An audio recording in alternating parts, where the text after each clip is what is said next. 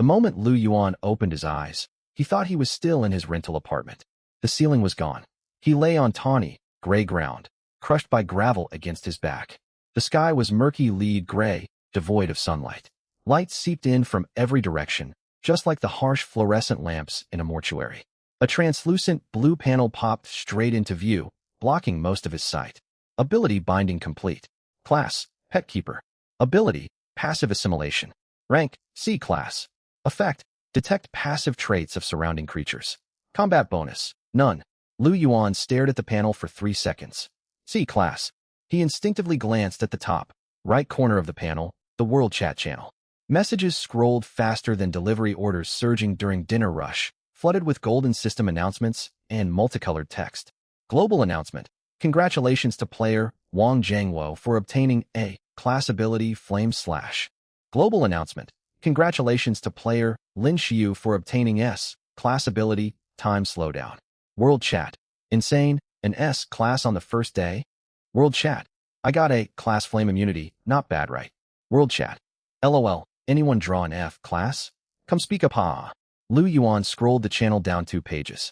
His name sat at the bottom of page 3. C. Class, Passive Assimilation. Dead last. He closed the panel. Something stirred on his shoulder. Lu Yuan turned his head. A palm-sized black lizard rested there. Tiny dark red eyes fixed on him. Xiaohei. The only thing he brought with him before crossing over. The day the pet shop shut down, the boss said this mutated gecko had been abandoned by a customer. Ugly and unwanted, it ought to be thrown away. Lu Yuan took it back to his rental unit. He'd raised it for 3 years. Its tail had regrown 3 times, the newest segment noticeably shorter than the prior 2.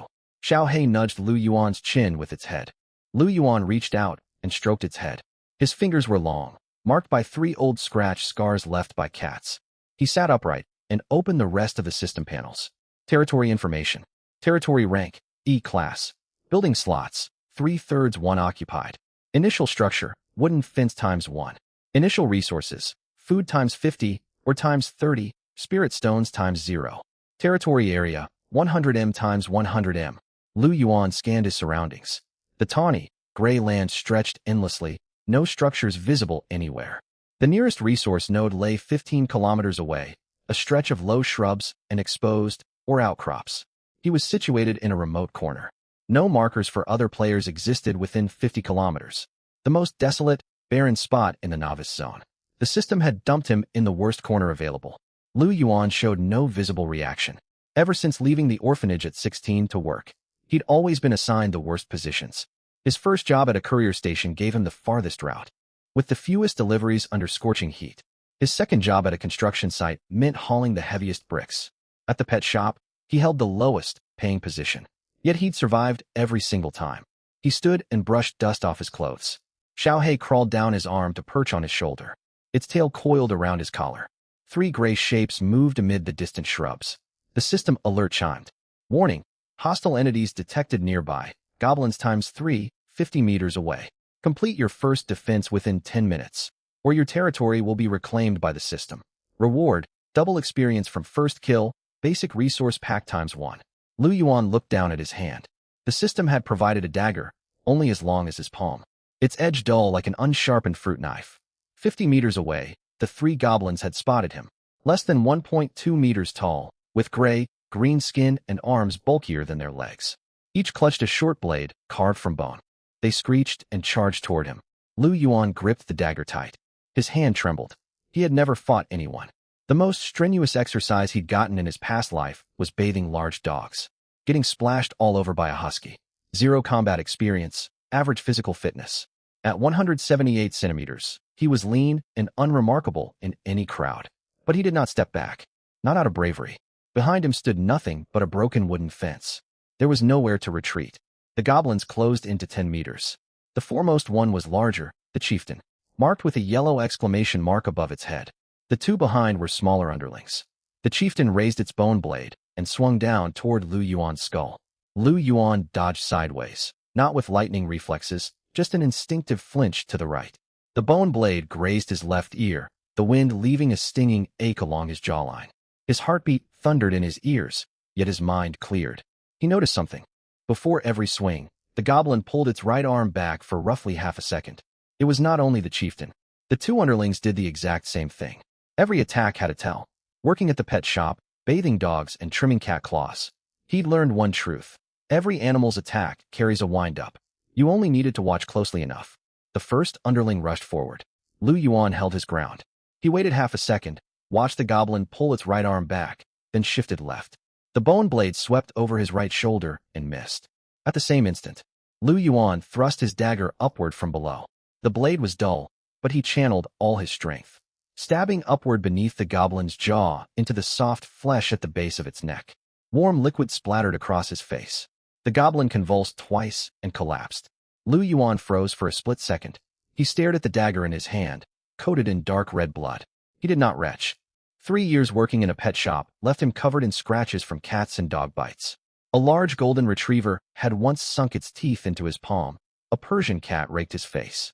This blood meant nothing. The second underling charged. Xiaohei leaped from his shoulder and sank its tiny teeth into the goblin's calf, clamping down relentlessly. The goblin yelped and bent to grab the lizard. That half-second of hesitation was all Lu Yuan needed. He drove the dagger into its chest. 2 kills.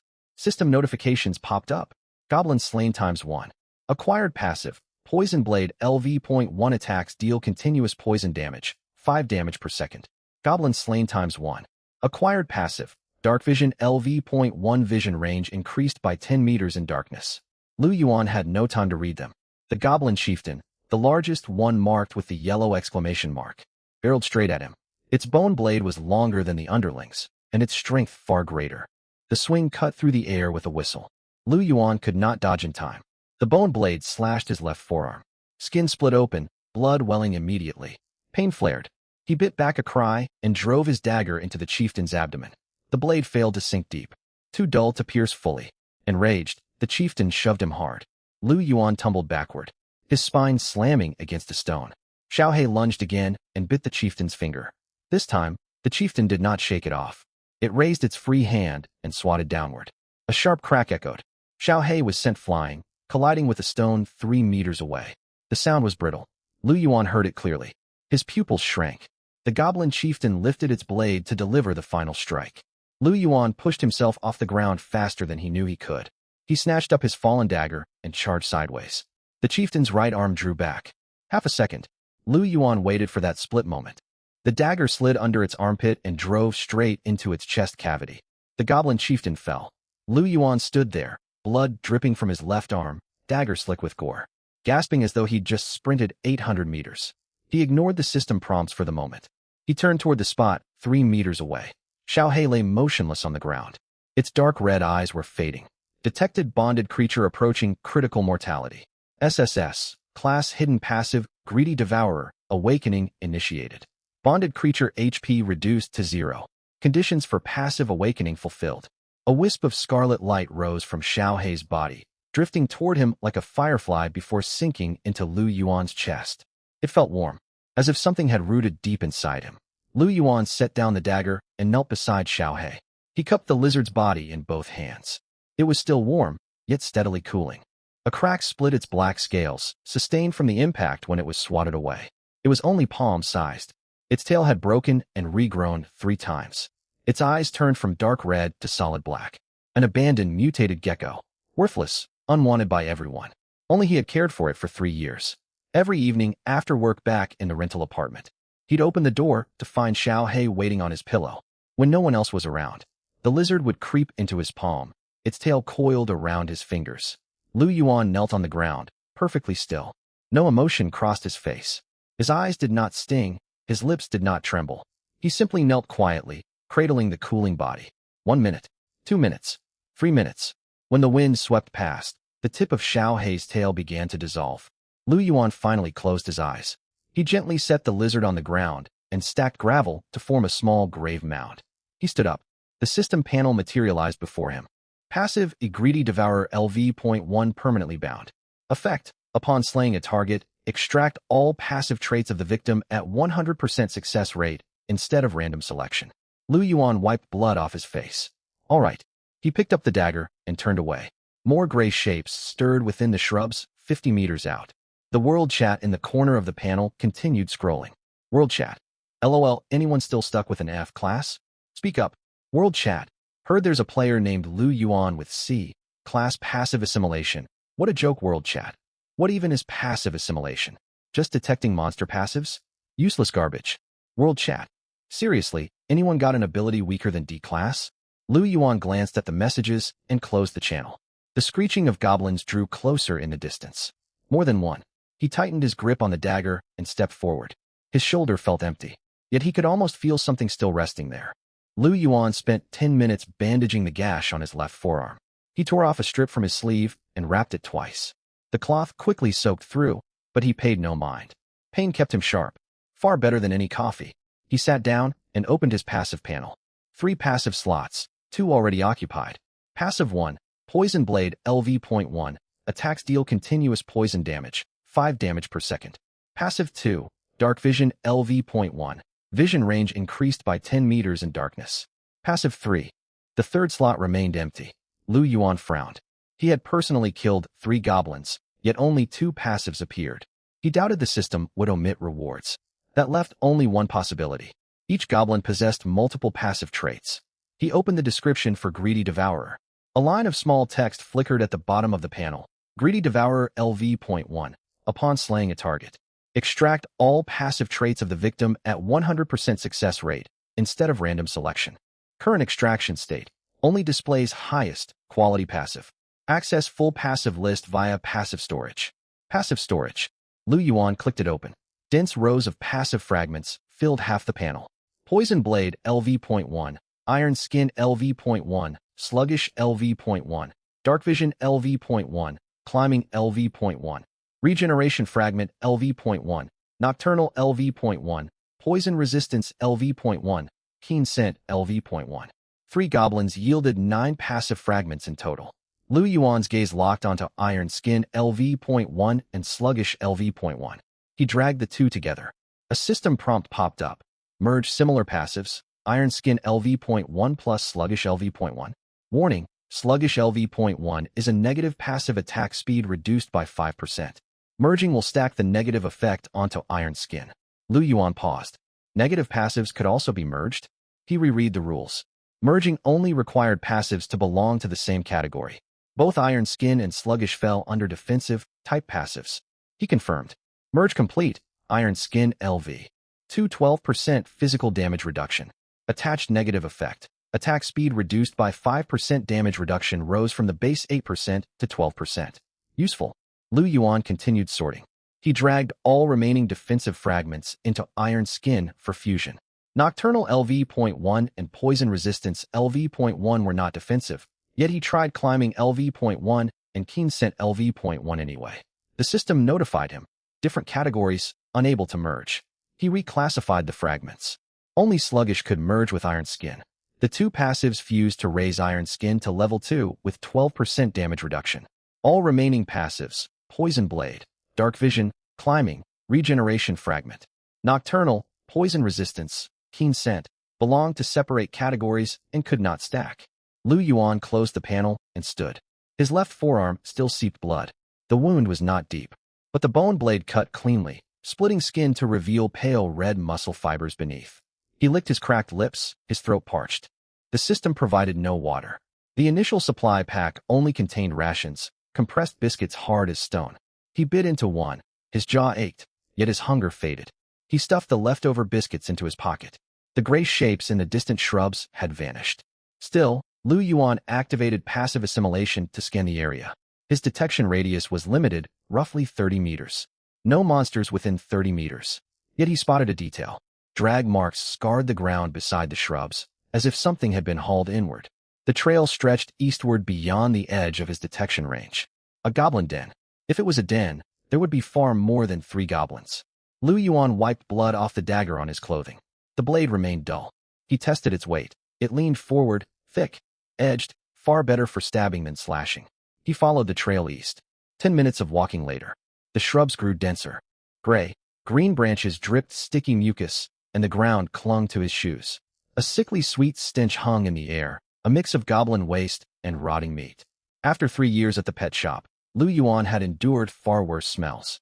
He slowed, crouching behind foliage to observe. A sunken stretch of land ahead housed the goblin den. More accurately, a network of underground burrows modified by the creatures. The entrance stood roughly 1 meter wide and half a meter tall, just big enough for goblins to crawl through. Bones, gravel, and moldy dried meat piled beside the opening. Lu Yuan counted. He could see at least 15 green figures moving around the burrow entrance. Some squatted gnawing bones, others napped, a few struck stones with bone blades to sharpen them. More must linger deeper underground. Lu Yuan stayed low and motionless behind the bushes. He began calculating. Passive assimilation was C class, offering 0 combat bonuses. Greedy Devourer LV.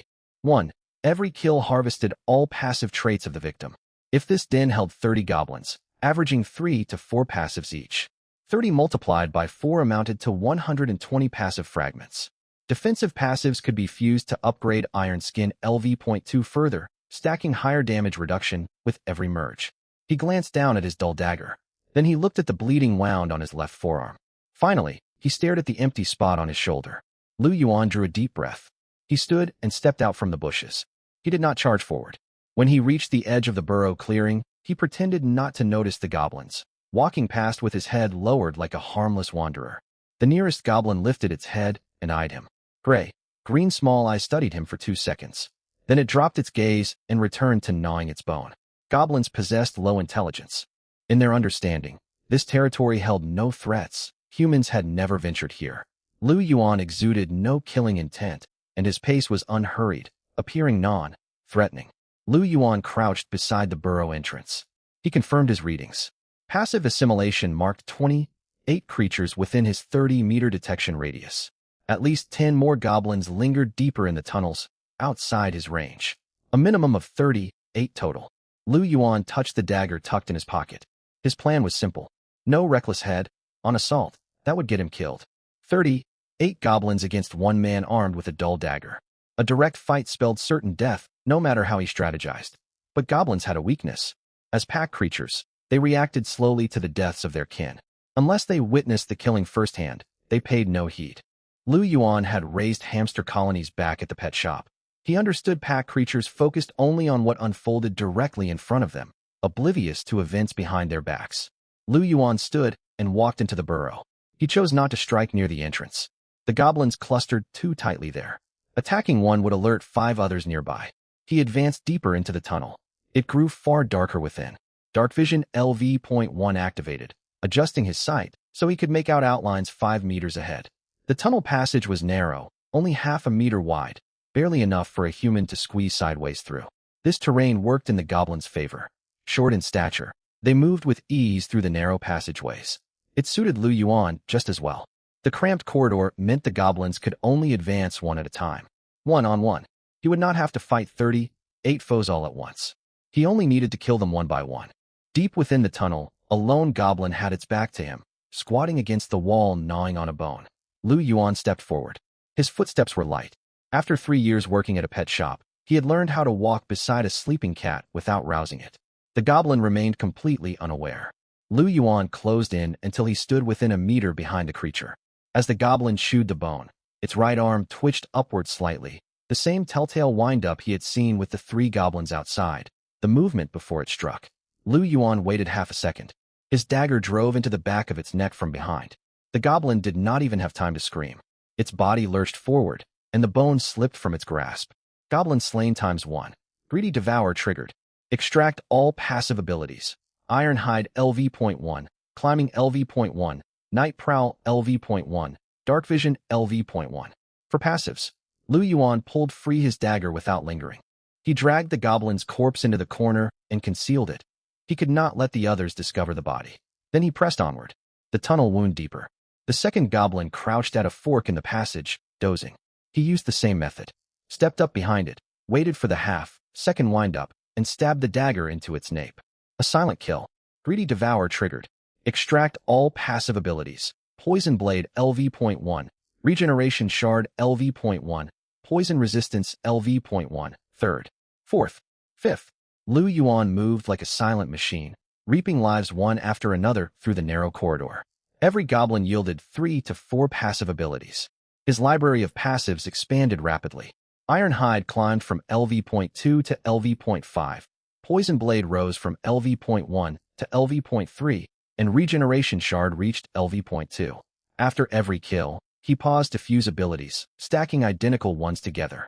He pushed all thoughts of Xiao He from his mind. He ignored the hollow weight where his companion had once been on his shoulder. He emptied his head of everything else. Only one goal remained. Locate the next goblin, identify its passives, and determine whether they could stack with the ones he was building up. When he had slain the 20th goblin, Lu Yuan reached the very bottom of the sinkhole. A wider cavern stretched out ahead. A thin strip of pale gray light filtered down from the ceiling. At the cavern's center stood a goblin, half again larger than the rest, a yellow exclamation mark hovering above its head. An elite goblin. 6 ordinary goblins ringed it, standing guard like bodyguards. Lu Yuan halted in the shadow of the tunnel entrance. 7 enemies. 1 elite among them. He checked his status panel. Iron Hide, LV.10, 30% physical damage reduction. Poison Blade, LV.5, 25 poison damage per second. Alongside Dark Vision, Climbing, Night Prowl, and a host of minor passives, he now possessed more than 70 ability fragments. Physical changes were obvious. His skin felt noticeably harder than it had before he crossed over, not a visible shift, but a tangible one, as if covered by a thin, tough membrane. This was the effect of Iron Hide, LV.10. Lu Yuan stepped out from the shadows. All 7 goblins turned to face him at once. The elite goblin rose first. It stood half a head taller than ordinary goblins, wielding not a bone blade, but an iron rod stained dark red with old residue of unknown origin. It screeched twice. The 6 guard goblins raised their bone blades and charged to surround Lu Yuan. Lu Yuan held his ground. He dodged left to evade the first goblin's slash, driving his dagger into its nape in a counterattack, the same motion he had repeated 20 times. At that same moment, the elite goblin charged forward swinging its iron rod. It moved at least twice as fast as a regular goblin. Lu Yuan could not fully evade the horizontal swing of the rod. He blocked the blow with his left arm. Bang! The iron rod crashed into his limb. A dull ache radiated from his bones, but Iron Hide LV.10 activated. The 30% physical damage reduction prevented the bone from snapping. It hurt, but it stayed intact. The momentum of the impact sent Lu Yuan stumbling backward to create distance. He watched the elite goblin draw the rod back for another strike. Right arm retracted. Half a second of wind-up. The familiar tell. Lu Yuan rushed forward. There was a gap beside the elite goblin's body as it swept the rod horizontally. Lu Yuan ducked beneath the weapon's arc and drove his dagger into its abdomen. The dagger was blunt and could not sink deep, but greedy Devour required only a confirmed kill to activate. The elite goblin recoiled in agony. Lu Yuan gave it no chance to recover. He circled to its flank, using the narrow passage to bottleneck the 6 guards so they could not close in together. 1-on-1. He tracked the elite goblin's movements as it lifted the rod once more. Another second wind-up. His dagger slid upward beneath its armpit, the exact angle he had used against the goblin chieftain back in the first chapter. The elite goblin collapsed. Elite goblin slain ×1. Greedy Devour triggered. Extract all passive abilities. Iron Hide LV.2, Strength Enhancement LV.2, Intimidation LV.1, Miner's Instinct LV.2, Poison Resistance LV.1, Dark Vision LV.2, Thorns LV.1. 7 passives. Lu Yuan knelt and quickly fused them. Iron Hide LV.10 plus Elite Goblins Iron Hide LV.2 equals LV.12. Damage reduction increased to 37%. Thorns LV.1 was new. Reflects 15% of incoming damage. He stood and turned toward the 6 remaining guard goblins. They froze for 2 heartbeats upon seeing their elite leader fall, then screeched and charged as a group. 6 foes. Lu Yuan remained calm. He leaned against the tunnel wall. The passage was narrow. Only 2 goblins could engage him at the same time. The 6 would be forced to file forward, creating 3 separate one-on-one fights. He killed them one after another. 20 minutes later, when the final goblin crumpled to the tunnel floor, Lu Yuan was nearing exhaustion. It was not a lack of passives. His stamina was almost depleted. He slid down the wall to sit, gasping for breath. The old wound on his left arm had split open from the iron rod's blow, and 2 fresh gashes had been carved into him by bone blades during the fight. His clothes were soaked with blood, clinging stickily to his skin. Still, he did not rest. He opened his passive panel. Hundreds of fragments crowded the interface. He began fusing identical passives one by one. Iron Hide, LV.12, LV.13, LV.14. He merged every remaining defensive fragment until he neared LV.15. Ironhide LV.15, 37% physical damage reduction. Something was off. He recalculated.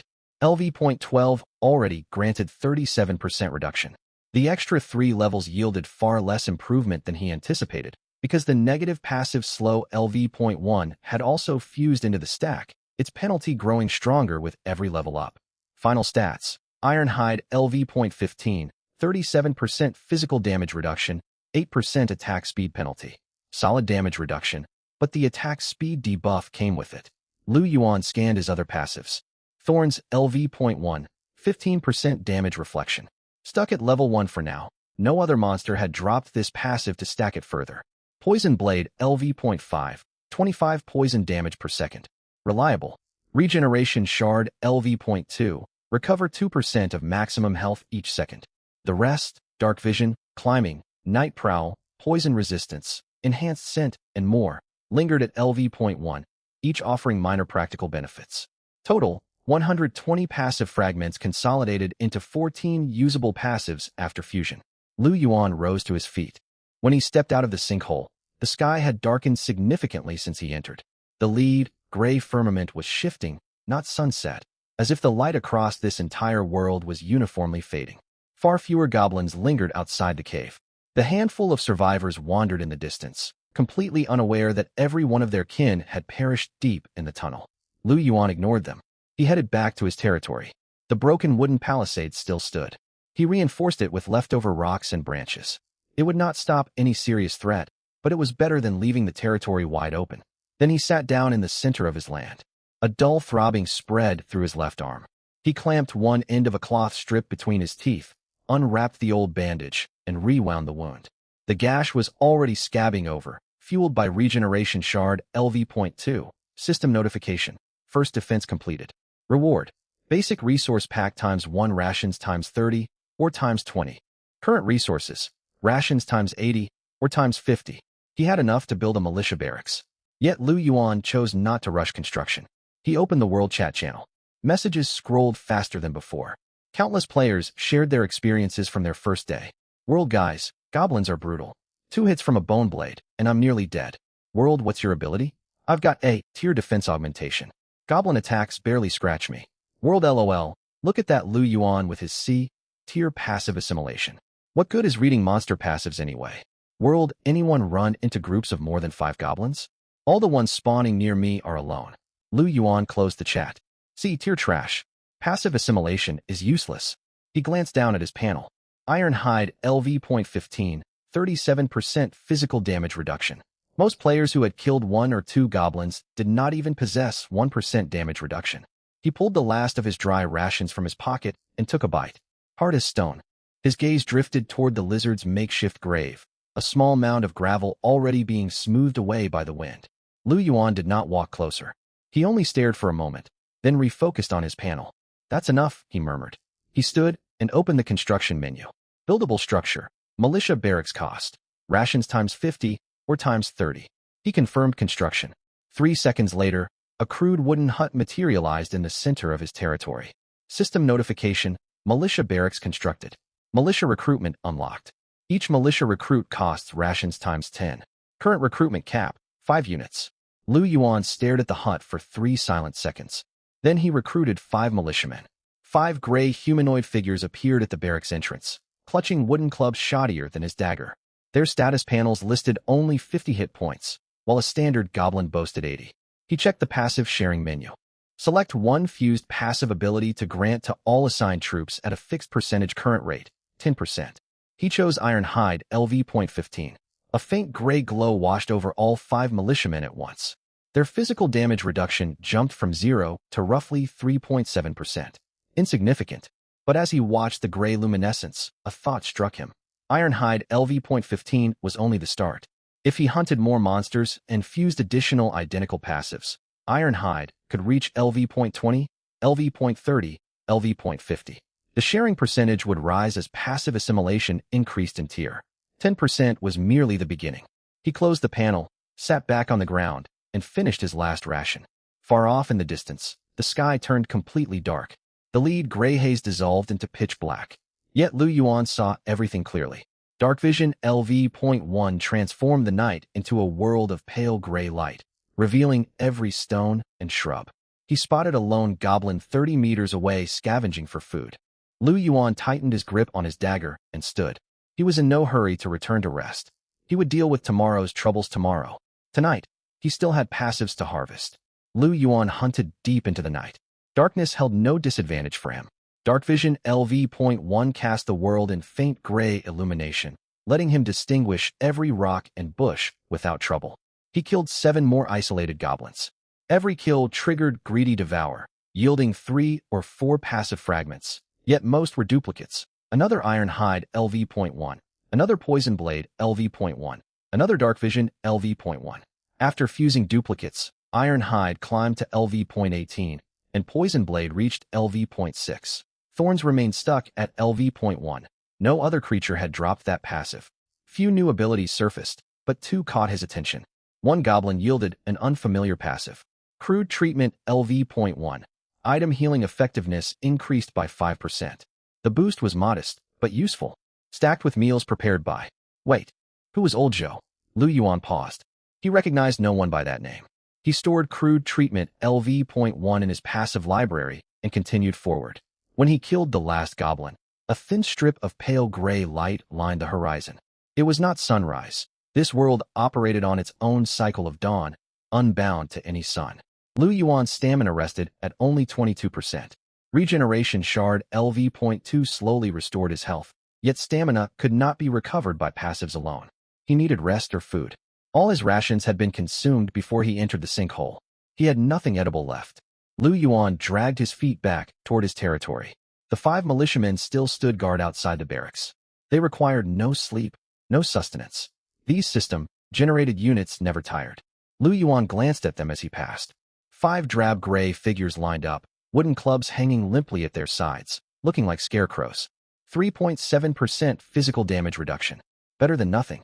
Lu Yuan sat in the center of his territory, leaning against the wooden palisade. The wound on his left arm had fully scabbed over. Regeneration Shard LV.2 worked faster than he expected. He would be able to remove the bandage by midday. He closed his eyes. He could not fall asleep. His mind replayed the sensation of driving his dagger into a goblin's nape. The blunt blade met resistance from muscle before breaking through, much like piercing tough parchment. He shook off the thought. Roll. His stomach rumbled. Stamina dropped to 21%. The system offered no stamina recovery from passive healing. He had to eat, yet his resources were tight. Constructing the militia barracks had cost rations times 50 and or times 30. Remaining supplies, rations times 30 or times 20. Recruiting each militiaman required 10 rations, paid once at recruitment. He pulled up the resource panel again. Rations, 30 or 20. Spirit stones, 0. 30 ration units. Per system rules, 1 ration sustained a single unit for 1 full day. That meant 6 units total. Himself plus 5 militiamen. 6 rations consumed each day. 5 days of supplies. If no resource nodes refreshed within 5 days, he would starve. But the system would not halt resource spawns indefinitely. The first day had passed. The second day's resource refresh would activate at system notification. Daily resource refresh commences at 6 o'clock. Spawn, rations times 10 or times 10. 10 rations and 10 or each day.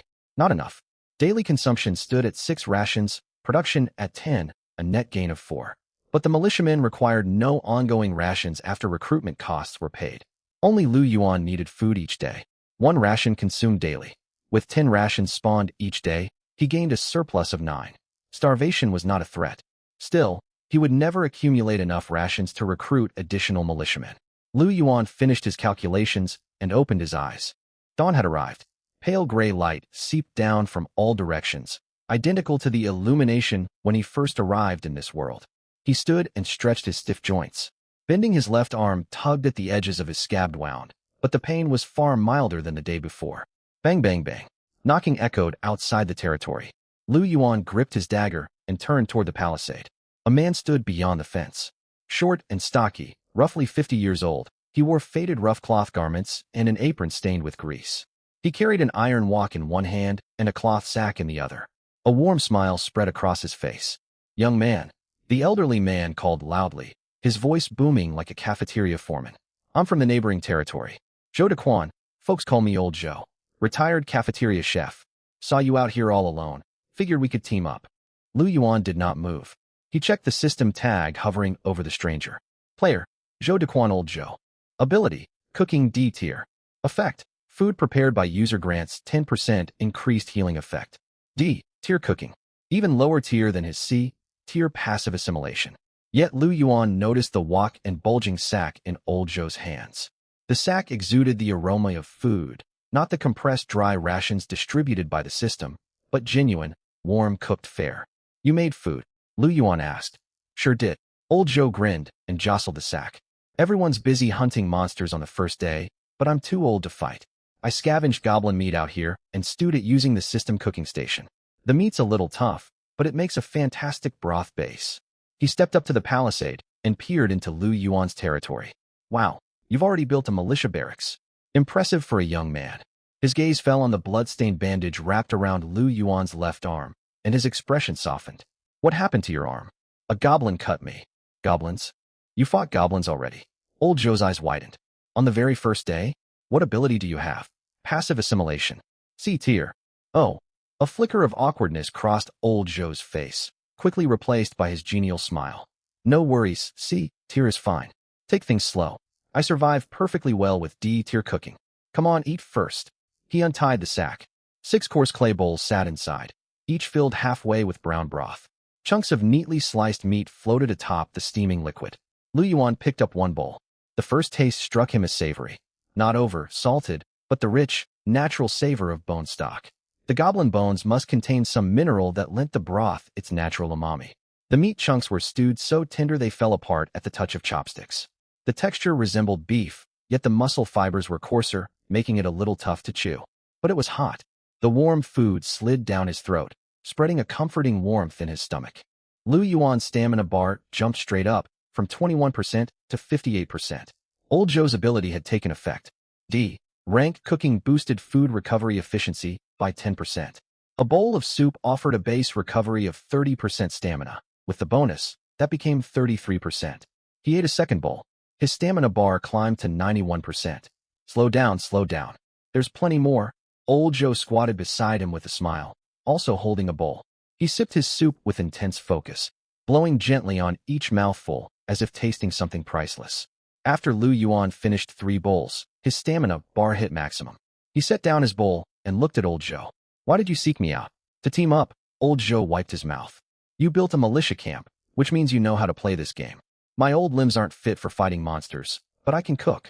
You handle monster slaying and leveling, and I'll take care of logistics and meals. We each do our part and look out for one another. Sounds pretty good, doesn't it? Aren't you afraid I'll steal whatever food you've got? Old Zhou glanced at him and chuckled.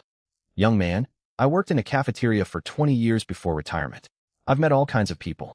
You speak plainly, no beating around the bush, and there's a stubborn glint in your eyes. People like you don't steal or rob. If you were a bad man, I would have seen it the first moment we met. He picked up his bowl to sip more soup, then mumbled with his mouth full. Besides, if I feared getting robbed, I wouldn't have dragged my cooking pot all the way here to find you. Lu Yuan fell silent for a moment. Your ability is D, rank cooking. Food recovery increased by 10%. That's right. I have a passive skill, crude healing LV.1, item recovery effectiveness boosted by 5% upon use. Old Zhou paused mid-sip and lifted his head to stare at him. If I eat the food you prepare, 10% plus 5% equals a 15% recovery bonus, Lu Yuan said. That's twice the base effect. Old Zhou's eyes lit up. That's fantastic. He slapped his thigh. When I was cooking just for myself, I only got the extra 10% recovery. Honestly, it was barely better than system rations. Stacked up to 15%, my cooking becomes twice as valuable. Stay, Lu Yuan said. Just 2 words. Old Zhou froze briefly, then broke into a wide grin. Sure thing. He stood and began examining the layout of the territory, the militia camp, the wooden palisade, and the defensive fortifications Lu Yuan had reinforced with rubble and branches the night before. Not bad, not bad. Way better than mine. My territory only had a stretch of wooden fence, no buildings at all. I didn't have enough food to build a militia camp, he muttered. If you've got surplus food, could you lend me some? I poured all my provisions into upgrading the stove. This basic system stove only lets me make course meals. If I upgrade it to tier 2, I can prepare stewed meat and rich broth, pushing recovery effects even higher. I don't have any extra food. We'll save up slowly then. Old Zhou did not seem bothered. New resources were fresh from the system today. Combined with yesterday's leftovers, if we pool our supplies and use them frugally, we can gather enough or for the stove upgrade in 2 or 3 days. He carried his iron pot around the territory, finally settling on a flat patch beside the militia camp and setting the pot down. I'll build my stove right here, he announced. From now on, you'll have hot meals waiting when you get back from monster hunts. Lu Yuan watched him get to work, stacking stones for the stove, gathering dry firewood, and sorting the remaining goblin meat from his cloth sack. His movements were practiced, clearly honed over decades. Old Zhou never stopped talking as he worked. Young man, your ability is passive assimilation, right? How does it work? People laughed at me for having D-rank cooking. They said cooking's useless, and monster fighting is all that matters. I told them they don't understand. No matter how fierce a fighter you are, you can't do anything without stamina. Passive assimilation. Sense monsters' passive skills and extract them for my own use. Oh, so you can steal other creatures' abilities? Old Zhou did not look up. That's impressive. It's not stealing. I extract them from monster corpses after killing them. Still works for me. Old Zhou stacked another stone onto the stove. As long as it makes you stronger. Whether you take it, grab it or harvest it, staying alive comes first. Lu Yuan did not reply. Old Zhou straightened up, brushed dust off his palms, and looked at him. How old are you, kid? 24. 24. Old Zhou clicked his tongue. About the same age as my son. He's 28. Works in the city. He barely calls twice a year, and every call is just to ask for money. He spoke in a flat tone, as if talking about a stranger. My wife passed away 3 years ago. I had nothing to do after retiring, so I cooked every day. I could never finish all the food alone, and it felt wasteful to throw it away. Old Zhou squatted down to lock the final stone of the stove into place. Then I figured it out. You've got to have something to live for. Cooking's the only skill I've got, so I might as well cook for others. The stove was finished. It was lopsided, with wide gaps between the stones where flames would leak out. But it would burn. Old Zhou set the iron pot onto the stove, poured water inside, and began preparing the first meal of the day. Lu Yuan sat nearby watching. A thought crossed his mind. Old Zhou's cooking paired with passive sharing. If he shared armor LV.18 with the militiamen, and the militiamen ate Old Zhou's meals, the recovery bonuses would stack.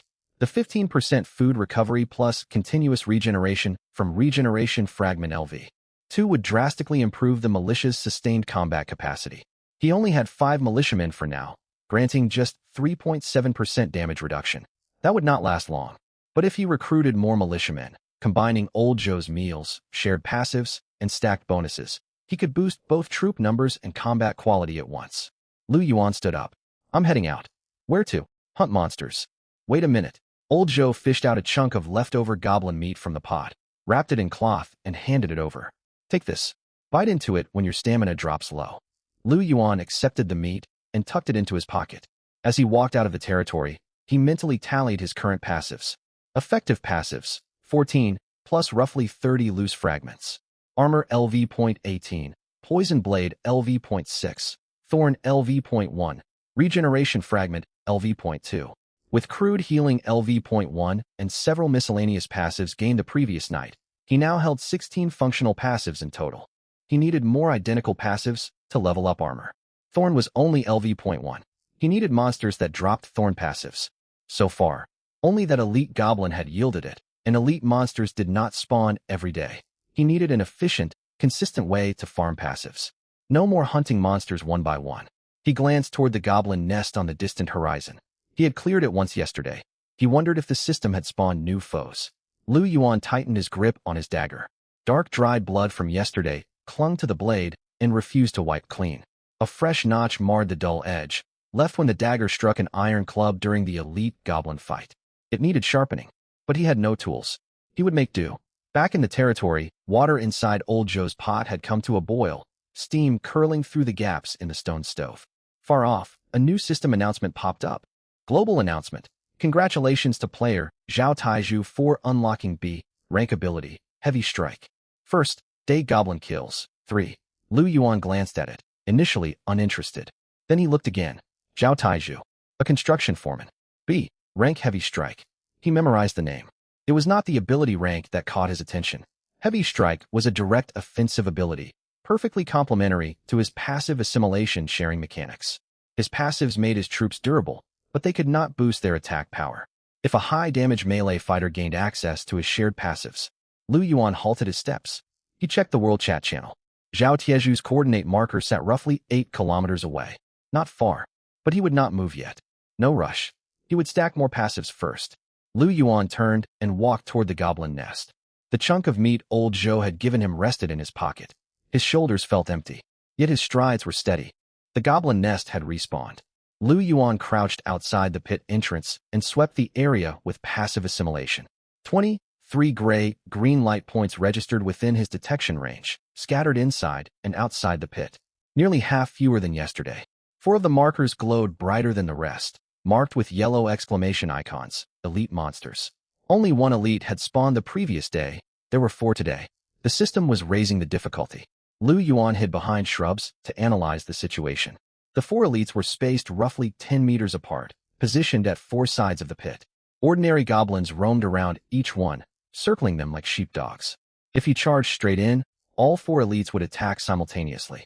He could fight 1 elite one yesterday, but 4 at once was impossible. He needed to lure the elites out one by one. Yet goblins possessed low intelligence and were hard to bait. Unless... Lu Yuan looked back toward his territory. His 5 militiamen stood motionless like wooden stakes. They were system units, fearless, unafraid of death, and unquestioningly obedient to orders. They could serve as bait. Lu Yuan returned to the territory. Old Zhou was simmering a second pot of soup, thick steam rising upward. Back already? How many monsters did you take down? Old Zhou looked up. I haven't killed any. The nest respawned with 4 elite monsters. It's too risky to attack directly. Elite monsters? Old Zhou paused his work. Are they tough? At least twice as strong as regular goblins. What about you going alone? I won't be alone. Lu Yuan glanced at the 5 militiamen beside the militia camp. They can act as bait. Old Zhou opened his mouth, then closed it again. He stared at the 5 drab militiamen, 50 HP each, armed with wooden staves, looking no different from scarecrows. All right then. You know more about this than I do, he finally said. Lu Yuan ordered the 5 militiamen to line up and follow him toward the goblin nest. On the way, he adjusted his passive panel. He switched the shared passive from Armor LV.18 to Regeneration Fragment LV.2. A pale green mist wrapped around the militiamen instead of Armor's silver-gray sheen. Their health regenerated at 2% per second. 50 HP meant they recovered 1 health point every second. Fully restored in 50 seconds if they survived. That was enough. Bait did not need to deal damage, it only needed to endure hits. Upon reaching the outskirts of the nest, Lu Yuan ordered the 5 militiamen to form a line 3 meters apart right in front of the pit entrance. Advance, he commanded the militia. The 5 militiamen marched uniformly toward the pit. Silent and expressionless, their gray figures moved forward like walking timber. The elite goblin closest to the entrance, stationed on the left, spotted them first. Its small green eyes narrowed, and it raised its iron club. It did not attack immediately. Goblins were instinctively wary of unknown creatures. The elite goblin screeched, sending out some kind of signal. 5 ordinary goblins closed in, forming a defensive line in front of the elite. Lu Yuan watched 30 meters away. This was not what he waited for. The militiamen kept advancing. 1 ordinary goblin struck first. The frontmost goblin swung a bone cleaver at the lead militiaman. Damage numbers popped up. 8. The militiaman had 50 HP. 8 points vanished. The militiaman countered with its wooden staff, dealing 4 damage. A goblin held 80 HP.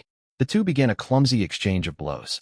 When other ordinary goblins saw their comrade fighting, they swarmed in to attack the militia. 15 ordinary goblins surrounded the 5 militiamen. Damage values kept flickering. 8, 7, 9. But Regeneration Fragment LV.2 healed the militia continuously. 1 HP restored each second, offsetting part of the incoming damage. The elite goblin stayed put. It rested its iron club on its shoulder and observed.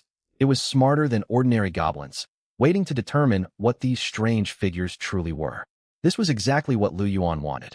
The elite remained distracted. Lu Yuan circled around to the right side of the pit. Behind shrubs on the right stood another elite goblin, roughly 15 meters away. Its back faced him, all attention fixed on the fight unfolding at the pit entrance. 15 meters. Within passive assimilation's detection radius. Lu Yuan hunched low and crept closer. 7 meters. 5 meters. 3 meters. The elite goblin's passive panel lit up in his perception. Armor LV.1, Strength Boost LV.1, Poison Blade LV.1, Dark Vision LV.2, Regeneration Fragment LV.1, Thorn LV.1, 6 passives. Among them, Thorn LV.1, the same passive he already possessed. If he killed this elite, Thorn would rise from LV.1 to LV.2. Lu Yuan stopped 2 meters away.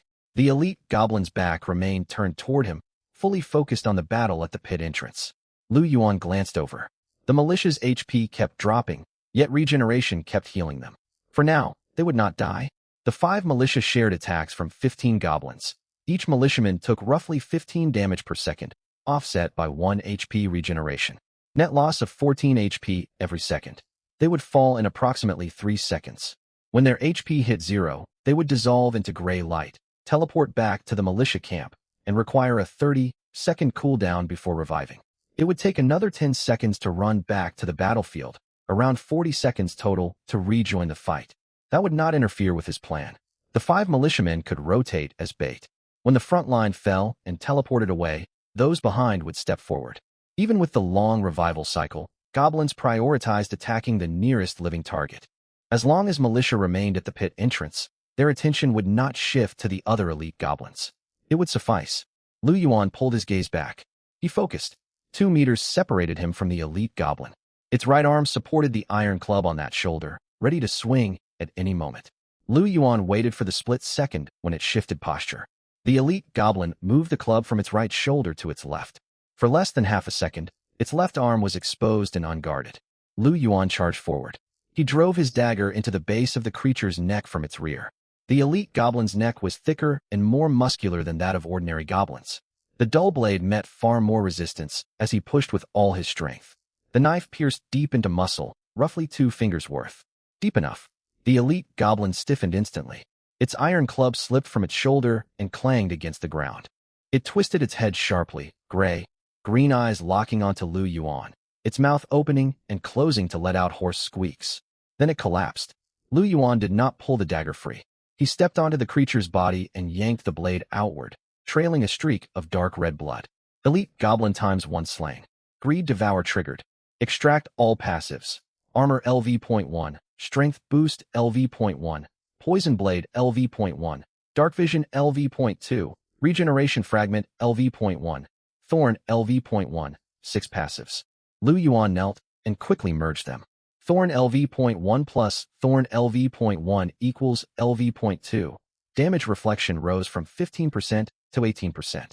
The number was modest, yet the improvement was transformative. LV.1 Thorn only dealt reflected damage.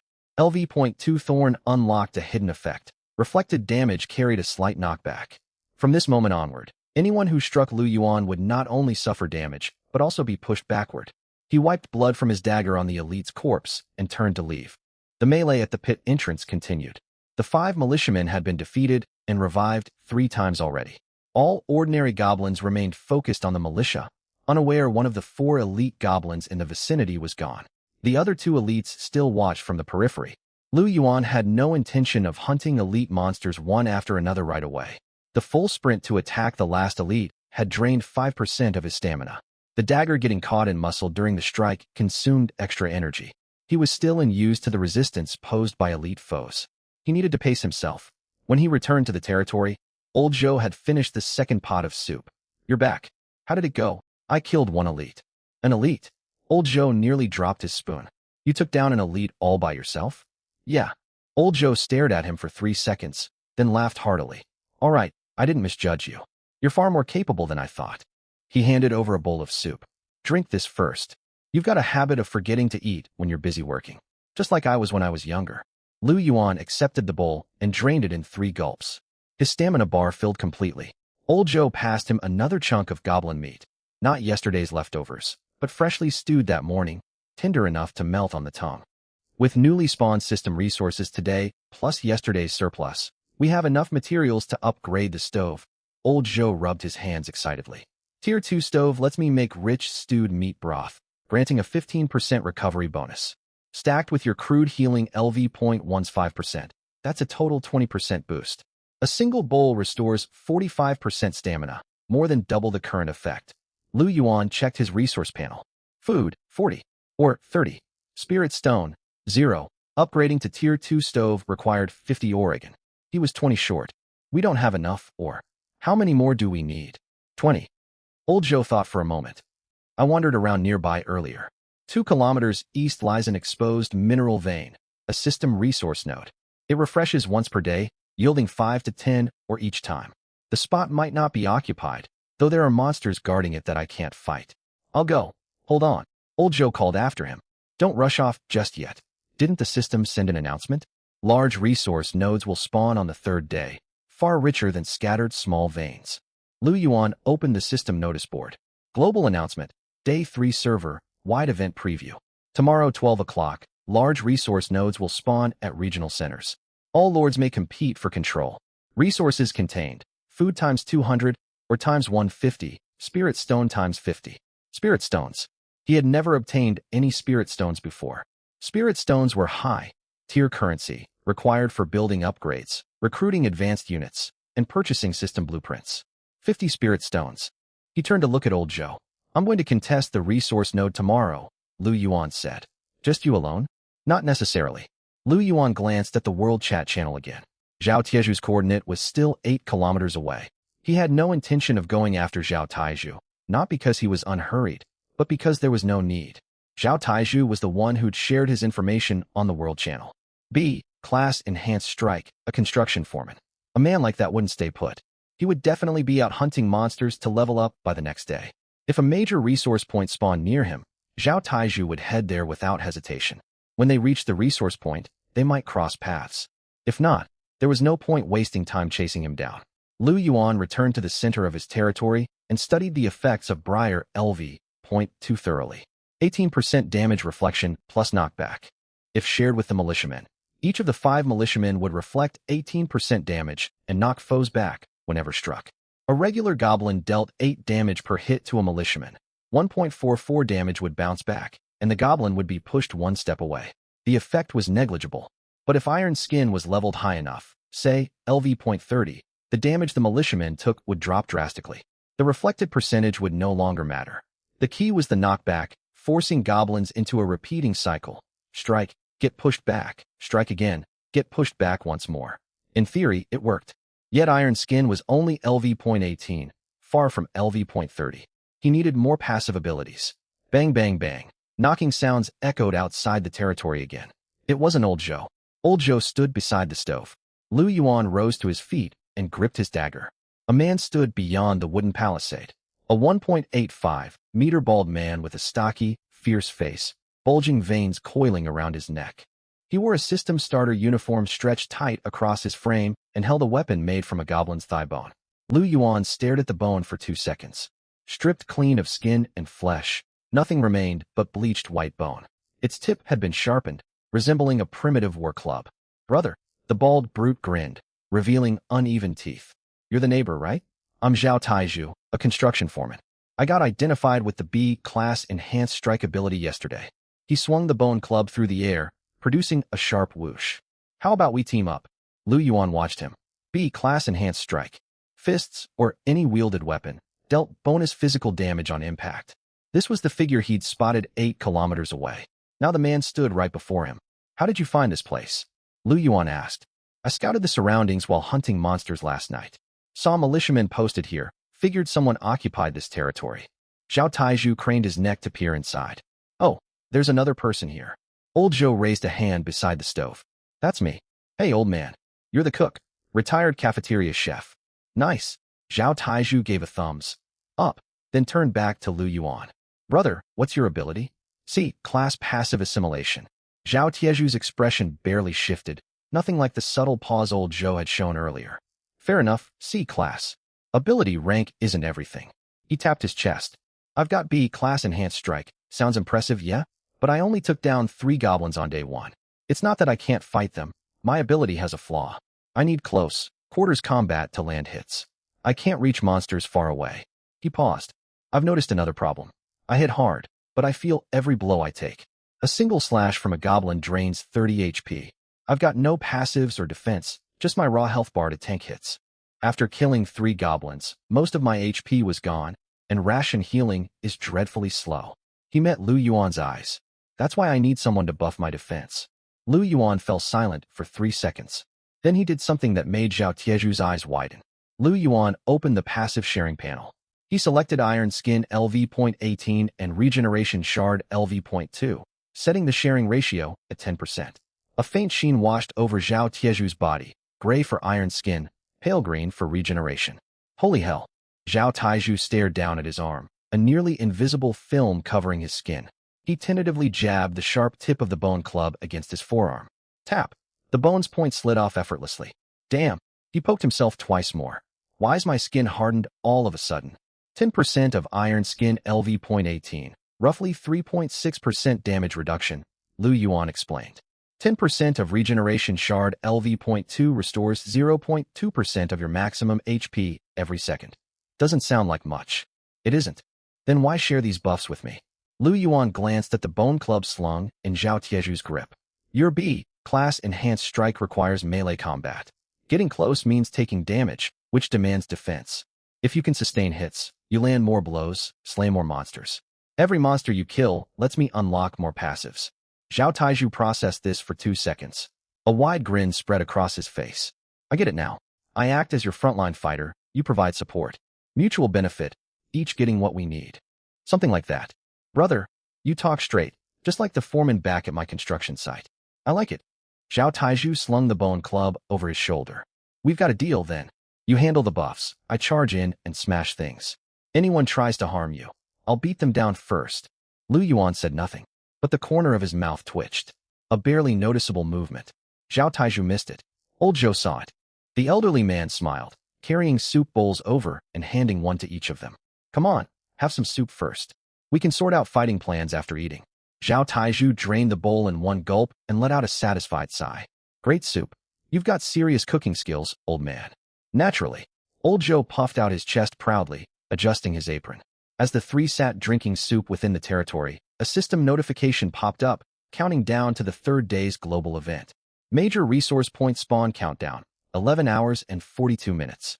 Lu Yuan set down his empty bowl after finishing the last sip. We head for the resource point together tomorrow. Zhao Tieju slapped his chest. You got it. Old Zhou smiled as he gathered the bowls. I'll stay here and cook for you two. Night fell once more. But Lu Yuan did not go out to hunt monsters. He sat in the territory's center, eyes closed, listening to the clink of pots and bowls as old Zhou washed up. Clinking and clattering. Ordinary, mundane noise. Yet somehow, it did not irritate him. His shoulders still felt empty, but the cold lingering there had faded a little. Lu Yuan roused the others 3 hours before the resource point spawned. Or rather, only Zhao Tieju and old Zhou needed waking. He had stayed awake all night, not because he wasn't tired, but because he was calculating, mapping out the optimal route once the resource point appeared. The system announcement was clear. Major resource points spawned at each zone's center, containing 200 food, 150 ore, and 50 spirit stones. But zone's center was vague. His zone spanned a 50-kilometer radius centered on his territory. The resource point would appear near the midpoint of that radius, approximately 25 kilometers away. On foot, he would need 6 hours. Zhao Tieju had better stamina and could make it in 5.5. Old Zhou would never keep up. Old Zhou, you don't need to come, Lu Yuan said. Why not? 25 kilometers. You can't cover that distance. Old Zhou's face fell briefly before his smile returned. Very well. I'll upgrade the stove while you're gone. If we get enough, or today, I'll have thick stew waiting for your return. Lu Yuan glanced at him. The old man possessed a strange knack. When denied something, he never pressed for answers or grew upset. He simply turned to another task and threw himself into it wholeheartedly. Pack plenty of rations. As if I'd forget. Old Zhou pulled 6 compressed biscuits and 3 portions of stewed goblin meat wrapped in cloth from a sack and handed them over. Road provisions. Cooked by Old Zhou, guaranteed quality. Zhao Tieju stuffed the package inside his coat and hoisted the bone club onto his shoulder. Let's move. They set off. Dawn broke. The leaden gray world was washed in pale ash light. The ground was tawny gray, the sky a uniform dull gray, and distant mountain ridges blurred into gray silhouettes. Traversing this monochrome landscape for 2 hours threatened to lull anyone into drowsiness. Zhao Tieju showed no sign of fatigue. Years of construction work trained him to walk without straining his mind. He never stopped talking. Brother, what line of work were you in before all this? Pet shop. Pet shop. Zhao Tieju frowned. The kind with cats and dogs. Something like that. Then you can't be much of a fighter, right? I killed more than 40 goblins yesterday. Zhao Tieju's stride faltered. Over 40? Including the elite ones. The way Zhao Taiju looked at him shifted. No longer merely teammate, but someone who shouldn't be underestimated. That C-class passive assimilation of yours, is it only for sensing passives? Lu Yuan offered no reply. Zhao Taiju waited a few seconds, then dropped the question. He'd learned his lesson. Lu Yuan never volunteered information. Asking achieved nothing. He'd met men like this at the construction site, quiet, results, driven, and worth following. After walking roughly 5 hours, the terrain shifted. Flat tawny plains gave way to rolling ground. Exposed black bedrock loomed in the distance. A mineral vein. A system alert popped up. Major resource point has spawned. Coordinates. 3.2 kilometers west of the zone center. Lu Yuan oriented himself toward the coordinates. It was not near the mineral vein. The resource point lay on an open plain to the east. He adjusted their heading. As they drew near, Lu Yuan slowed his pace. Within the range of passive assimilation senses, dozens of creature markers appeared. Not monster markers, human player markers. At least a dozen players clustered around the resource point. Others got here ahead of us, Lu Yuan said. Zhao Taiju lifted the bone club and peered forward, then ducked back. Roughly 20 people. Some mine beside the vein, others fight over the food piles. 2 are locked in combat with each other. Lu Yuan crouched and swept the area with his sensory ability. 21 player markers in total. Passive assimilation let him view every human's passive panel as easily as any other living creature. Most players possessed mediocre abilities. One man had B-class strength amplification. Another held A-class long-range throw. The rest were mostly C-class and D-class. One marker caught his attention. Hidden in shrubbery farthest from the resource point. A lone figure stayed out of the scramble. He stood in shadow, observing everyone else. Passive panel. A-class, resource plunder. Gain an extra 30% resources upon defeating an enemy. Lu Yuan memorized the man's position. He did not linger on the observation. We target ore and spirit stones, Lu Yuan decided. Food matters less. Why? Food refreshes 10 portions daily, enough to sustain us. We lack ore for building upgrades, and we have 0 spirit stones. Zhao Taiju nodded. I'll follow your lead. They circled around to the northern side of the resource point. Fewer people gathered here. Most players crowded the southern food piles and the central mineral vein entrance. The resource point layout was straightforward. A massive fissure held the mineral vein at its center. Food piles rested east and west, and glowing stones scattered beside the fissure, the spirit stones. Spirit stones were the most contested prize. 6 players surrounded the fissure at the center, fighting over them. Lu Yuan watched. The 6 were split into 2 hostile groups, facing off. One trio was led by the A-class long-range throw user. The other 3 followed the wielder of B-class strength amplification. Leave the spirit stones alone for now, Lu Yuan ordered. Where do we go, then? The western or pile? Only 2 players lingered beside the western or pile, both D-class ability users hauling or 1 chunk at a time. Lu Yuan walked forward, Zhao Taiju trailing behind with the bone club slung over his shoulder. His expression menacing. Still, Lu Yuan held him back from striking. Gentlemen, Lu Yuan addressed the 2 miners. The 2 D-class players looked up. One tall and lean, the other short and stocky. We're here to carry ore as well, Lu Yuan said. The stocky man frowned. We claim this, or pile first. System resource points belong to no one. Whoever hauls the resources takes them. How much have you collected? The lean man glanced at the sack at his feet, holding roughly 20 ore chunks. Enough. It's sufficient. The stocky man hesitated, but when he saw Zhao Taiju, he chose not to provoke conflict. Take it then. He pulled the lean man away. Zhao Taiju clicked his tongue as he watched them retreat. Cowards, save your strength. Lu Yuan knelt and began sorting the ore they collected. Zhao Taiju hauled chunks quickly. Years working construction made lifting heavy loads trivial to him. Each ore chunk weighed around 2 caddies, pale gray and rough, textured. The system counted each chunk as 1 unit of ore resource. He let Zhao Taiju carry the ore while he organized the gathered materials. 10 minutes passed, and they had collected 30 ore chunks. Enough. Combined with his existing 30 units, he had all the ore required to upgrade the stove to Tier 2. Yet the system announcement stated the resource point contained 150 ore total. Over 100 chunks still remained in the pile. Keep gathering, Lu Yuan said. As he hauled, Zhao Taiju asked, Brother, you're running calculations the whole time. How much or do you need? All of it. Zhao Taiju nearly tripped over in or chunk. All of it. Your tiny territory can't possibly use this much, or it's not for the territory as it stands now. Zhao Taiju thought for a moment and understood. Future upgrades. Advanced buildings down the line. The militia barracks is only E tier now. There are D, C, and B tier structures ahead. Precisely. You're thinking far ahead. Zhao Taiju gave another thumbs up. They continued gathering for roughly 40 minutes until the ore pile was nearly exhausted. 120 ore chunks collected, adding his existing 30 units. He now held 150 ore in total. Lu Yuan stood and turned his gaze toward the resource point center. The spirit stones. Fist-sized, translucent stones glowed pale blue beside the fissure. Every spirit stone carried its own system marker, collectible on approach. The 6 players remained locked in their standoff. The group with A-class long range throw faced the B-class strength amplification trio across the fissure, shouting threats. Neither side dared strike first. A full fight would let a third party sweep in and seize the spirit stones. Lu Yuan glanced toward the shrubbery where the A-class resource plunder user hid. The man continued watching. Taiju, Lu Yuan lowered his voice. Yeah. Once those 2 groups start fighting, we dash in and grab the spirit stones. Zhao Tieju's eyes lit up. Brilliant plan. They crouched beside the ore pile and waited. Another 10 minutes ticked by. The A-class long range throw user finally lost patience. He picked up a stone and hurled it hard at the B-class strength amplification leader. The stone arced through the air. The B-class user dodged aside, and the projectile slammed into the vein wall behind him. You bastard.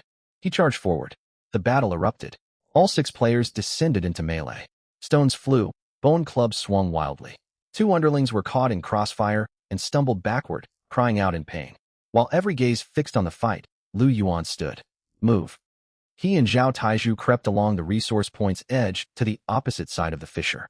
Spirit stones littered the ground beside the crack. Lu Yuan knelt and picked them up one by one.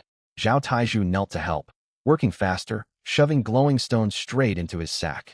Glowing spirit stones vanished steadily into their possession. 38 in total.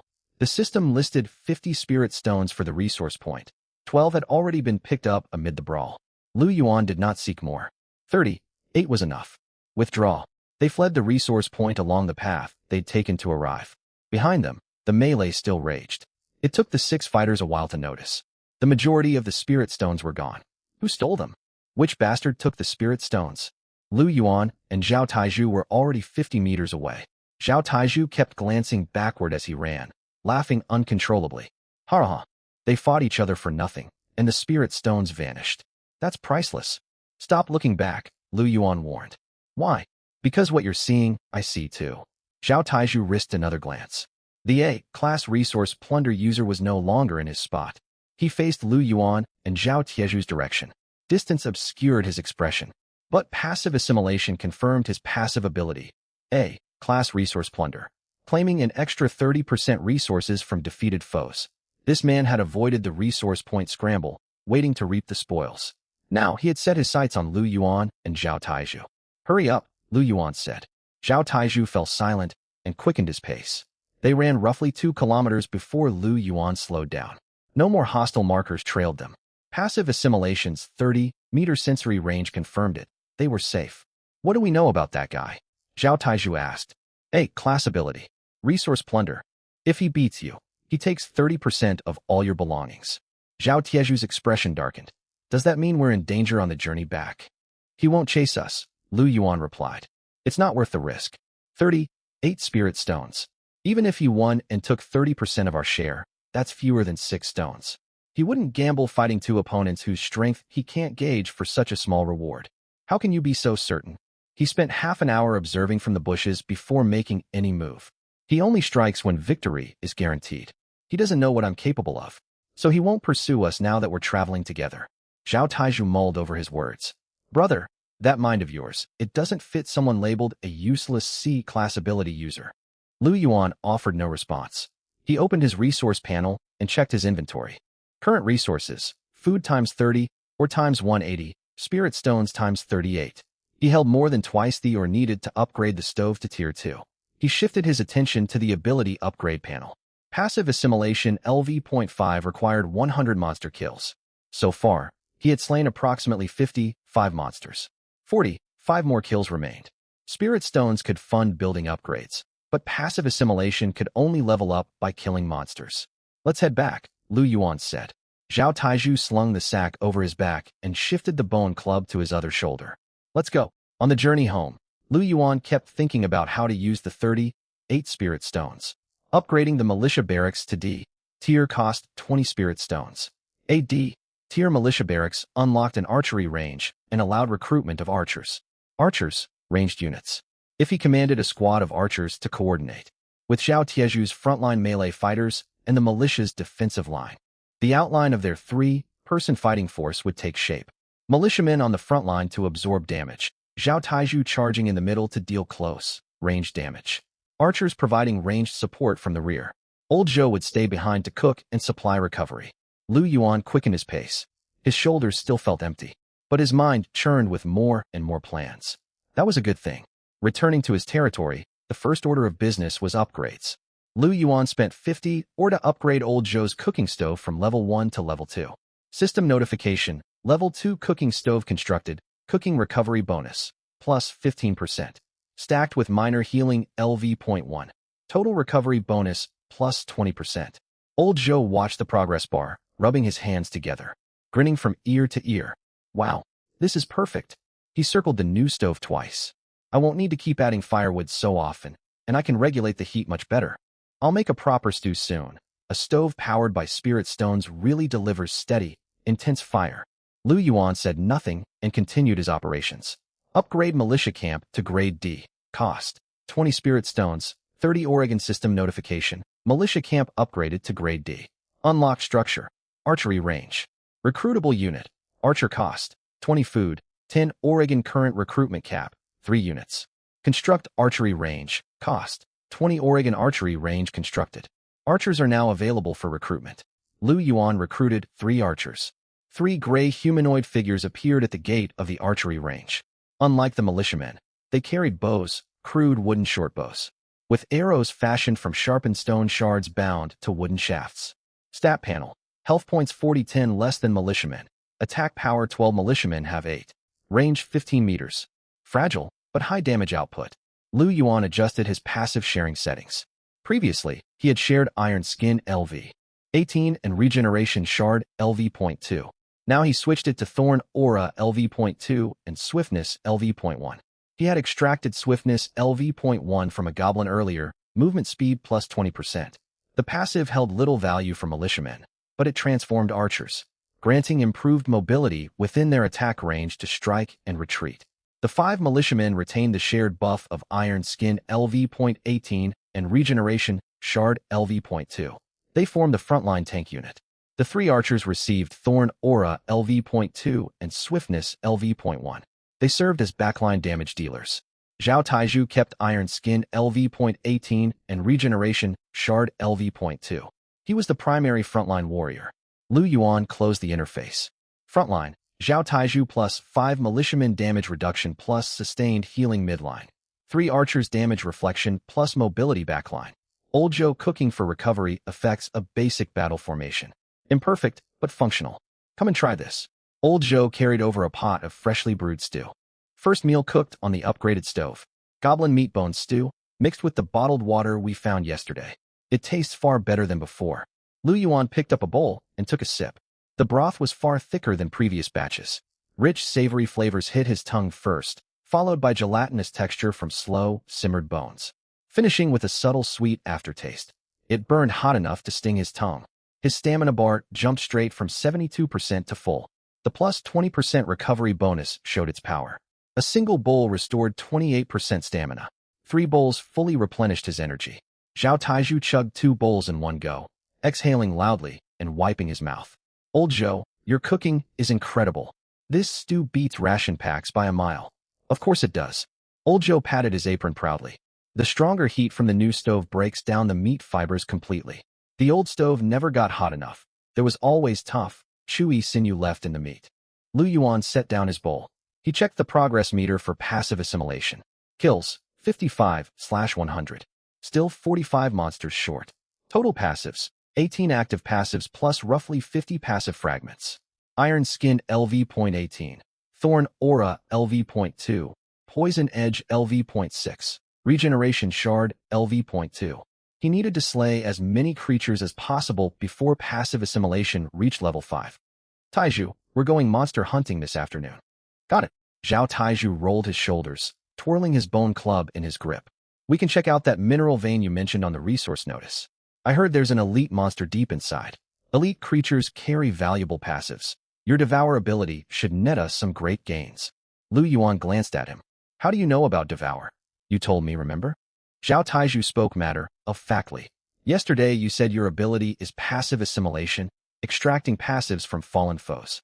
When you killed that elite, I saw your panel flicker, and your passive count went up. Lu Yuan fell silent for 2 seconds. Zhao Taiju was far from slow. His observational skills were sharper than he let on. Let's move. Lu Yuan stood up. Hold on a second. Old Zhou called after him, grabbing a cloth sack beside the stove. Midday rations. I preserved cooked meat this time, way tastier than hard ration biscuits. Eat on the road if you get hungry. Lu Yuan took the sack and tucked it into his pocket. He and Zhao Taiju left the territory. They avoided the goblin den from the previous day. 4 elites had respawned there, posing too great a threat for just 2 melee fighters. Lu Yuan chose a different direction, west. While traveling, passive assimilation's detection ability continuously scanned a 30-meter radius. He selected a route with a moderate density of monster signatures, hunting as they advanced. Lonely goblins, small patrol groups of 2 or 3, and the occasional lone elite. Zhao Taiju charged ahead. With Iron Skin LV.18 shared to him, he no longer relied purely on his health pool to absorb blows as he had on their first day. When goblins struck his arm with bone blades, wounds were much shallower. The pain remained, but single hits no longer drained large chunks of his health. His grade B reinforced strike shined in close combat. A single swing of the bone club to a goblin's head dealt over 20 damage, felling foes in 2 blows. Lu Yuan followed behind to deliver finishing strikes and extract passives. Their coordination grew smoother by the minute. Zhao Taiju charged in and weakened targets. Lu Yuan stepped forward for the kill. Activate Devour to claim their passives. One monster after another fell. 3 hours passed. They slew 30, 2 ordinary goblins, and 2 elites. His library of passives expanded once more. Iron Skin rose from LV.18 to LV.22. Poison Edge climbed from LV.6 to LV.8. Thorn Aura remained at LV.2. No elites dropped this passive, and Regeneration Shard advanced from LV.2 to LV.3. Total kills, 55 plus 32 plus 2, is equal to 89. 11 more kills to reach 100. Lu Yuan's stamina sat at 41%. Consumption exceeded his estimates. Fighting elites required more exertion to land killing blows, as they resisted damage far better than ordinary monsters. That's enough for today, he said. We only need 11 more. Zhao Taiju counted on his fingers. Should we push to hit 100 before sundown? No. We'll finish them tomorrow. As Lu Yuan headed back, twilight began to settle over the land. When they drew near the territory, he halted. Passive assimilation detected a new signature. It was not a goblin. It was a human, standing outside his territory gates. Taiju, Lu Yuan warned. What's wrong? There's a man at the territory in trance. Zhao Taiju squinted toward the distance. The dim gray sunset light obscured his vision. Who is it? Lu Yuan's passive assimilation scanned the stranger's passive panel. Ability, Claws, Grade D. Effect, fingernails transform into bladed edges. Attacks inflict laceration damage. A Grade D ability. Lu Yuan recognized the man from his past life. He had spotted this person at the resource node yesterday, lingering beside the southern grain piles, using his Claws ability to intimidate other Grade D players and force them to surrender their food. Everyone called him Dao Go. What does he want? Zhao Taiju asked. We'll find out soon enough. Lu Yuan quickened his pace. When they reached the territory gate, Dao Go was no longer outside. He had broken in. A section of wooden palisade was torn loose and lay tilted on the ground. Dao Go sat beside old Zhou's stove, legs crossed, picking his teeth with a goblin bone. 3 men stood behind him, other Grade D players Lu Yuan had seen at the resource node, his followers. Old Zhou squatted across from the stove, his face tight with unease. You're back. At the sight of Lu Yuan and Zhao Taiju walking in, Dao Ge tossed the bone onto the ground and stood. He stood half a head taller than Lu Yuan. A snake tattoo wrapped around his neck, visible beneath his loosely fitted shirt, and an old scar marked his collarbone. His expression carried a casual air of disdain, not anger or vigilance, but the quiet arrogance of someone who viewed others as beneath him. You're that useless pet shop guy? Daogu tilted his head to study Lu Yuan. Grade C passive assimilation? Word is you've hunted quite a few goblins. His 3 followers laughed. And nobody killing goblins? Using passive assimilation to spot monster weaknesses? Ha ha ha, that's just seeing things with your eyes, one jeered. You call that proper monster hunting? Another added. Daogu did not laugh. He kept his gaze fixed on Lu Yuan, his tone dismissive. I came here to make you an offer. This land has caught my eye. It sits close to the mineral vein, with excellent terrain for a base. A grade C nobody like you is wasting such prime territory. Be sensible and relocate elsewhere, and this land will be mine. Old Zhou spoke up anxiously. Young man, you can't just. Daogu shot him a sharp glare. Old man, stay out of this. Old Zhou fell silent. Lu Yuan remained standing at the entrance. He glanced at the broken palisade. Clear slash marks carved into the timber proved Daogu had sliced through the wood with his claws ability before leading his men inside. Well, Daogu stared at Lu Yuan. Your grade C passive assimilation, sensing monster weaknesses? It's practically useless. If you cooperate, I'll leave all your buildings and militiamen intact. All you need to do is leave. He never finished his sentence. Zhao Taiju stepped forward from beside Lu Yuan. The 185-meter bald giant stood shoulder to shoulder with Lu Yuan, hoisting his bone club over one shoulder. What did you say? Zhao Tieju's facial muscles tightened as he faced Daogu. Daogu sized Zhao Taiju up and down. Grade B reinforced strike? The man with the bone club from the resource node. That's me. A flicker of calculation crossed Dao Ji's eyes. A grade B ability user, but only one man. He commanded 3 grade D followers. 4 against 1. The odds favored him. Brother, this isn't your fight, Daogu said. His tone remained light, yet carried more edge than before. This fellow is hogging prime land. I'm just persuading him to move. He's not useless. Zhao Taiju cut him off. Dao Ji's casual disdain finally cracked. You're serious about fighting over him? Zhao Taiju said nothing more. He turned to glance at Lu Yuan. Lu Yuan gave a short nod. Very well, Lu Yuan said. He opened the passive sharing panel, switching the sharing target from all units to Zhao Taiju only. He updated the shared buffs to Iron Skin LV.22, Thorn Aura LV.2, and Regeneration Shard LV.3. 3 layers of light washed over Zhao Tieju's body at once. Dull gray for Iron Skin, faint glimmers for Thorn Aura, and pale green for Regeneration. His skin visibly hardened. The damage reduction far exceeded the 3.6% he had received from previous buffs. Thorn Aura LV.2 shrouded him in an invisible layer of sharp thorns. Whoa! Zhao Taiju stared down at his arm and squeezed his skin. Why am I so much tougher this time? I stacked 4 additional levels of Iron Skin, Lu Yuan explained.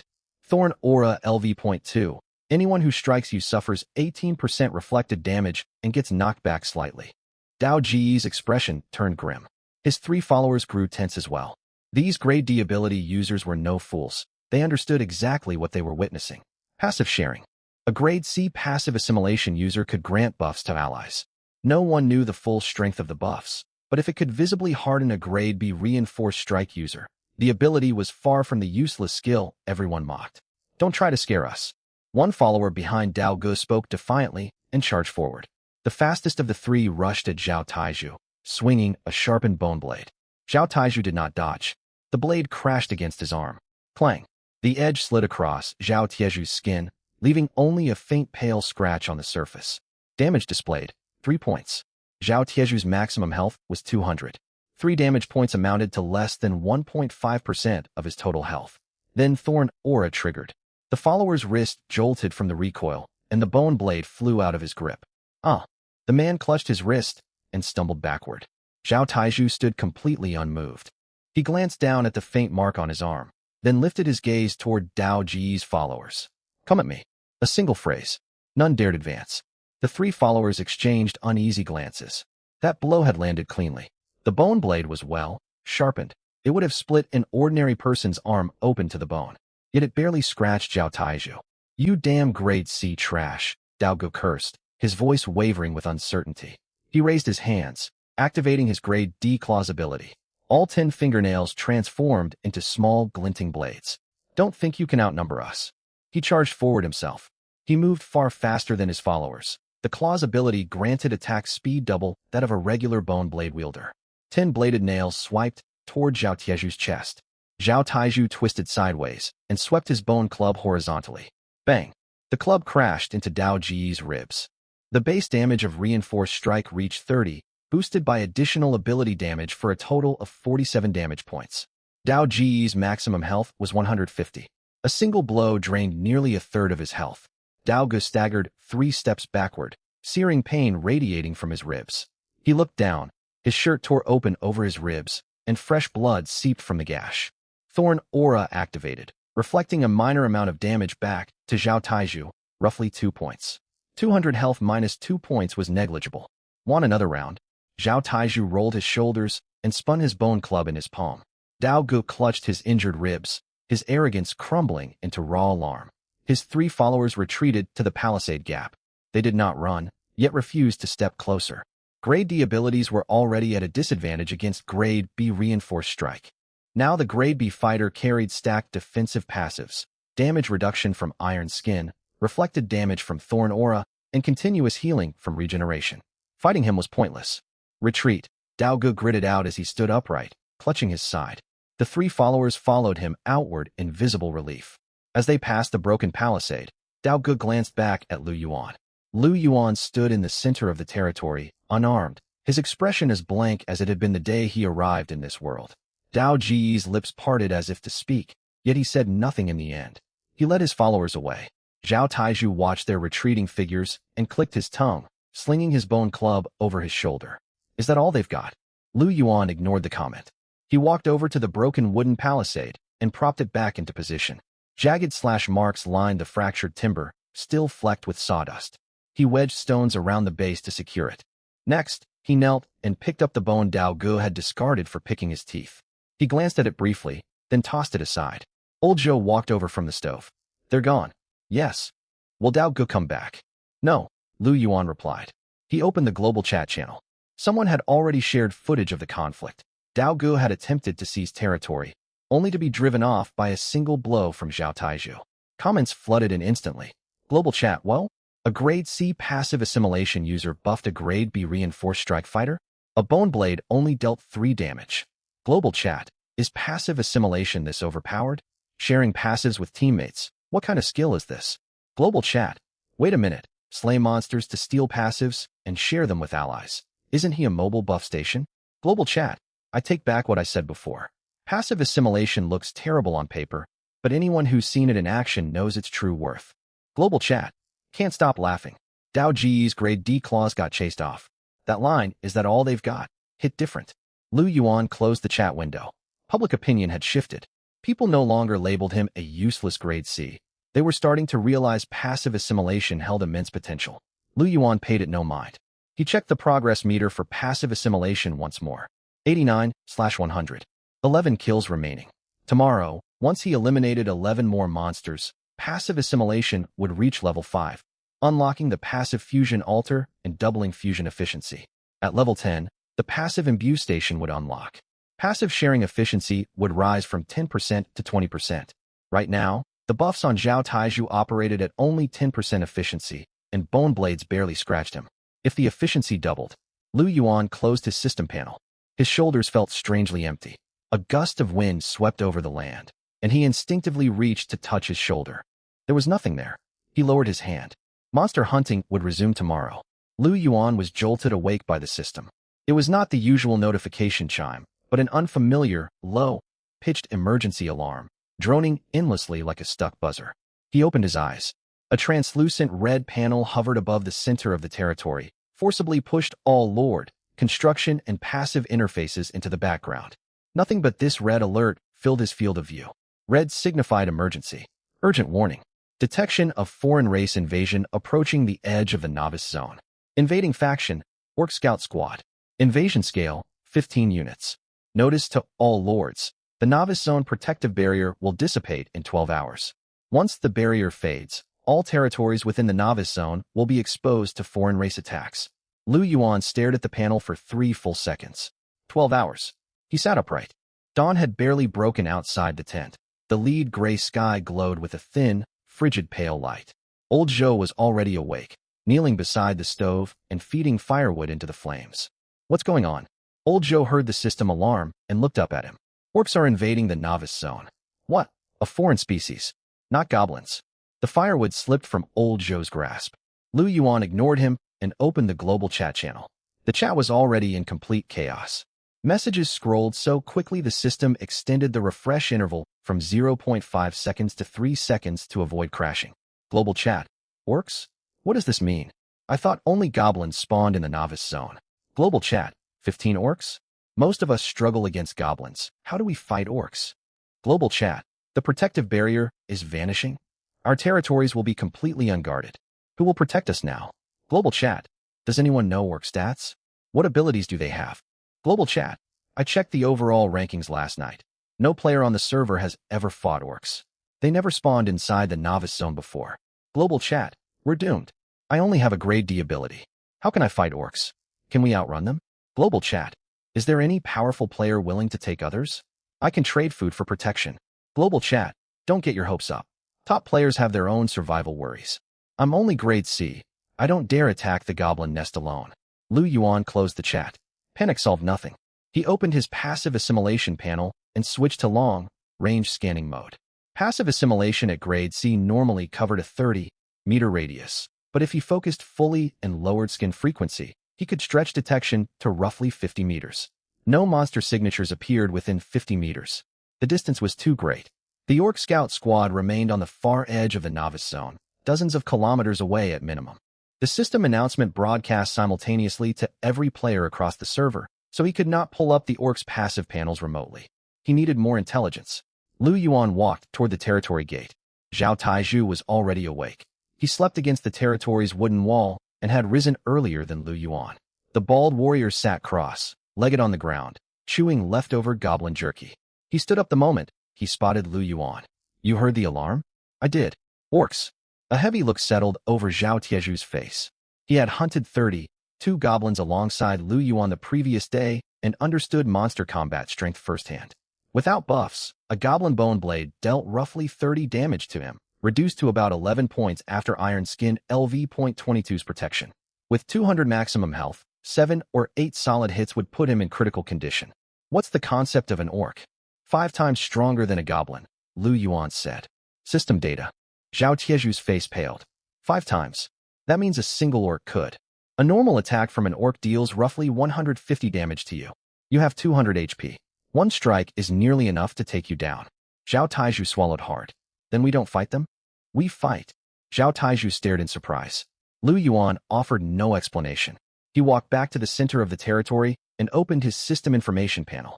Orc Scout, invading monster of the novice zone, first sighting. The system displayed its base stats.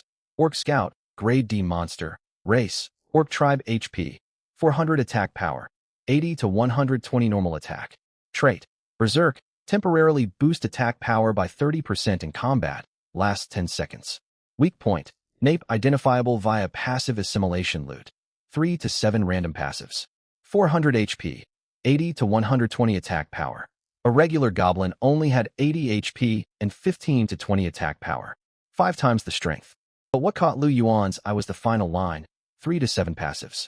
Goblins dropped an average of 3 to 4 passives. Orc Scouts dropped 3 to 7, nearly double the upper limit. Moreover, the quality of passives obtained from orcs exceeded those from goblins. The system data listed common passives for Orc Scouts: Berserk, Claw Rend, Wild Instinct, Thick Hide, Rapid Regeneration, Combat Scent, War Howl. 3 of these passives had never appeared on goblins. Berserk, temporarily raise attack power by 30% during battle. Claw Rend, attacks inflict persistent laceration damage and lower the target's defense. Wild Instinct, greatly boost environmental awareness. Entirely new types. That meant new avenues for fusion.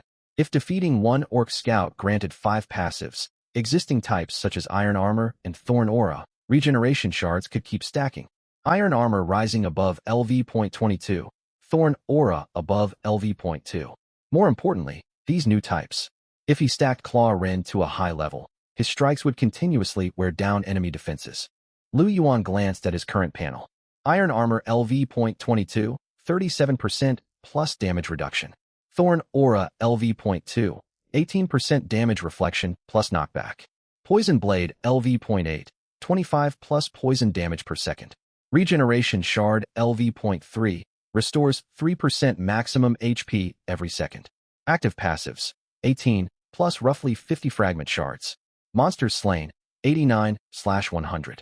11 more kills to reach passive assimilation LV.5. 11 more kills. If he could finish those 11 kills before the orc invasion, it was not impossible. Yet his current condition ruled out head-on fights against orcs. He could kill a 400 HP monster, but only through assassination, using his passive perception to strike its weak point. A straight brawl? Out of the question. Lu Yuan thought for 30 seconds. Then he made his decision. This morning, we head out to hunt goblins, he said. Huh? Zhao Taiju looked confused. The orcs are on their way, and you still want to hunt goblins? We need 11 more kills to hit 100 total. Zhao Taiju pondered for a moment and understood. Level passive assimilation up to LV.5, that fusion altar you mentioned. Correct. Will it help against the orcs? It will, Lu Yuan replied. The altar doubles fusion speed. After we slay the orcs later, we can fuse newly acquired passives instantly on the altar instead of fusing them one by one. It saves critical time. He left something unspoken. Passive assimilation LV.5 unlocked far more than just the fusion altar. There was a hidden bonus. The passive sharing rate would rise from 10% to 12%. 12% sounded insignificant. But if LV.22 Iron Armor shared 12% of its effects with Zhao Taiju, his damage reduction would jump from 3.7% to 4.4%. Against an orc packing 120 attack power, 4.4% damage reduction meant taking roughly 5 fewer damage points per hit. A small number, but every bit counted. What mattered most was this. If he collected enough orc passives before the invasion and stacked iron armor above LV.25, the shared damage reduction from 12% scaling would exceed 6%. Zhao Taiju and the militiamen would noticeably better withstand orc assaults. Let's go. Lu Yuan stood. Aren't we waiting for old Zhou to cook breakfast? Zhao Taiju glanced toward the stove. We don't have time. Lu Yuan stuffed 2 pieces of goblin jerky made by old Zhou the previous night into his pocket, gripped his dagger, and walked out of the territory. Zhao Taiju followed, slinging his bone club over one shoulder. Old Zhou called out from behind them. Come back for a meal. No one answered. They took the western route where they had hunted monsters the previous afternoon. Lu Yuan chose this path because he had mapped out the spawn patterns. Plenty of lone goblins, small patrol groups of 2 or 3 creatures, and occasional elites that never gathered in swarms. Perfect for fast clearing. Besides, he needed to conserve stamina. Killing these 11 goblins today was only the first step. 12 hours from now, the Orc Scout Company would arrive, and that would be the real battlefield. Zhao Taiju charged forward. Their teamwork grew increasingly polished. He rushed in and blunted the target with his club, and Lu Yuan followed up with a finishing stab. Greed Devour extracted all passives instantly. The gap between their coordinated strikes had shrunk from 2 to 3 seconds to less than 1. In the first hour, they killed 9 goblins. His passive stockpile expanded. No new iron armor stacks, only more fragments. Poison Blade rose from LV.8 to LV.9, and Regeneration Shard climbed from LV.3 to LV.4. 2 left, Lu Yuan said. They found the 10th goblin hiding behind a bush, gnawing on a moldy bone. Lu Yuan crept up from behind and drove his dagger into its nape. A silent kill. Greed Devour triggered, 3 passives extracted. 1 times Regeneration Shard, 1 times Dark Vision, 1 times Climbing. Regeneration Shard LV.4 plus 1 equals LV.5. 5% maximum HP restored every second. The effect was tangible. The old wound on his left arm healed rapidly. The gash that still oozed blood yesterday had begun scabbing over. The 10th kill. Only 1 remained. They pressed onward. Zhao Taiju scouted ahead and suddenly halted. Brother. Listen. Lu Yuan stopped moving. Far in the distance, a low rumble echoed. It was not the shrill squeak of goblins. A deep roar rising from the chest of a beast. The wind carried the fragmented sound toward them. Orcs. Lu Yuan's pupils narrowed. Too early. The system stated the barrier would fade in 12 hours. But the barrier's collapse and the orcs entering the novice zone were separate matters. When the barrier fell, the protective shield vanished. The Orc Scout Company could reach the edge of the novice zone ahead of time and wait to charge in the moment the barrier broke. That roar meant the Orc Scout Company was already camped at the novice zone boundary. Faster than the system had predicted. Move out. Lu Yuan lowered his voice. Hunt the last one, then head back. Zhao Taiju asked no further questions. They spotted the 11th goblin on their way back, a straggler separated roughly 20 meters from its patrol group. Lu Yuan told Zhao Taizhu to draw the patrol's attention while he circled behind the isolated goblin. Dagger pierced its nape. Greed Devour activated. For passives extracted. LV.1 Iron Armor. LV.1 Poison Blade. LV.1 Dark Vision.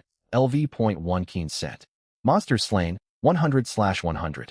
A golden system notification popped up. Passive assimilation upgraded to LV.5. Unlocks exclusive structure. Passive fusion alter. Fusion speed doubled. Maximum level for homogeneous fusion raised to LV.20. Passive sharing rate increased to 12%. Lu Yuan did not pause to read the full details. Return to the territory. Zhao Taizhu saw the grim look on his face and fell into step without hesitation. The two jogged all the way back. Old Zhou had finished breakfast. Goblin meat porridge paired with thick soup boiled with spring water, still simmering on the stove. You're back? How many did you get? Enough. Lu Yuan sat down and drank 3 bowls of porridge. His stamina gauge refilled completely. He then opened the construction panel. Passive fusion altar, cost, 15 spirit stones, 30 Oregon. He possessed sufficient resources. He tapped construct. 3 seconds later, a new structure materialized at the territory's center. A black stone platform half a meter tall, carved with dense runes glowing faint dark red. The altar. Lu Yuan stepped before it and dragged every fragment from his passive storage onto the platform in one bulk action. Mass fusion. The doubled speed was evident. Where fusing fragments one by one once took over 10 seconds, all fragments entered the fusion queue simultaneously, finishing within 5 seconds. Iron Armor.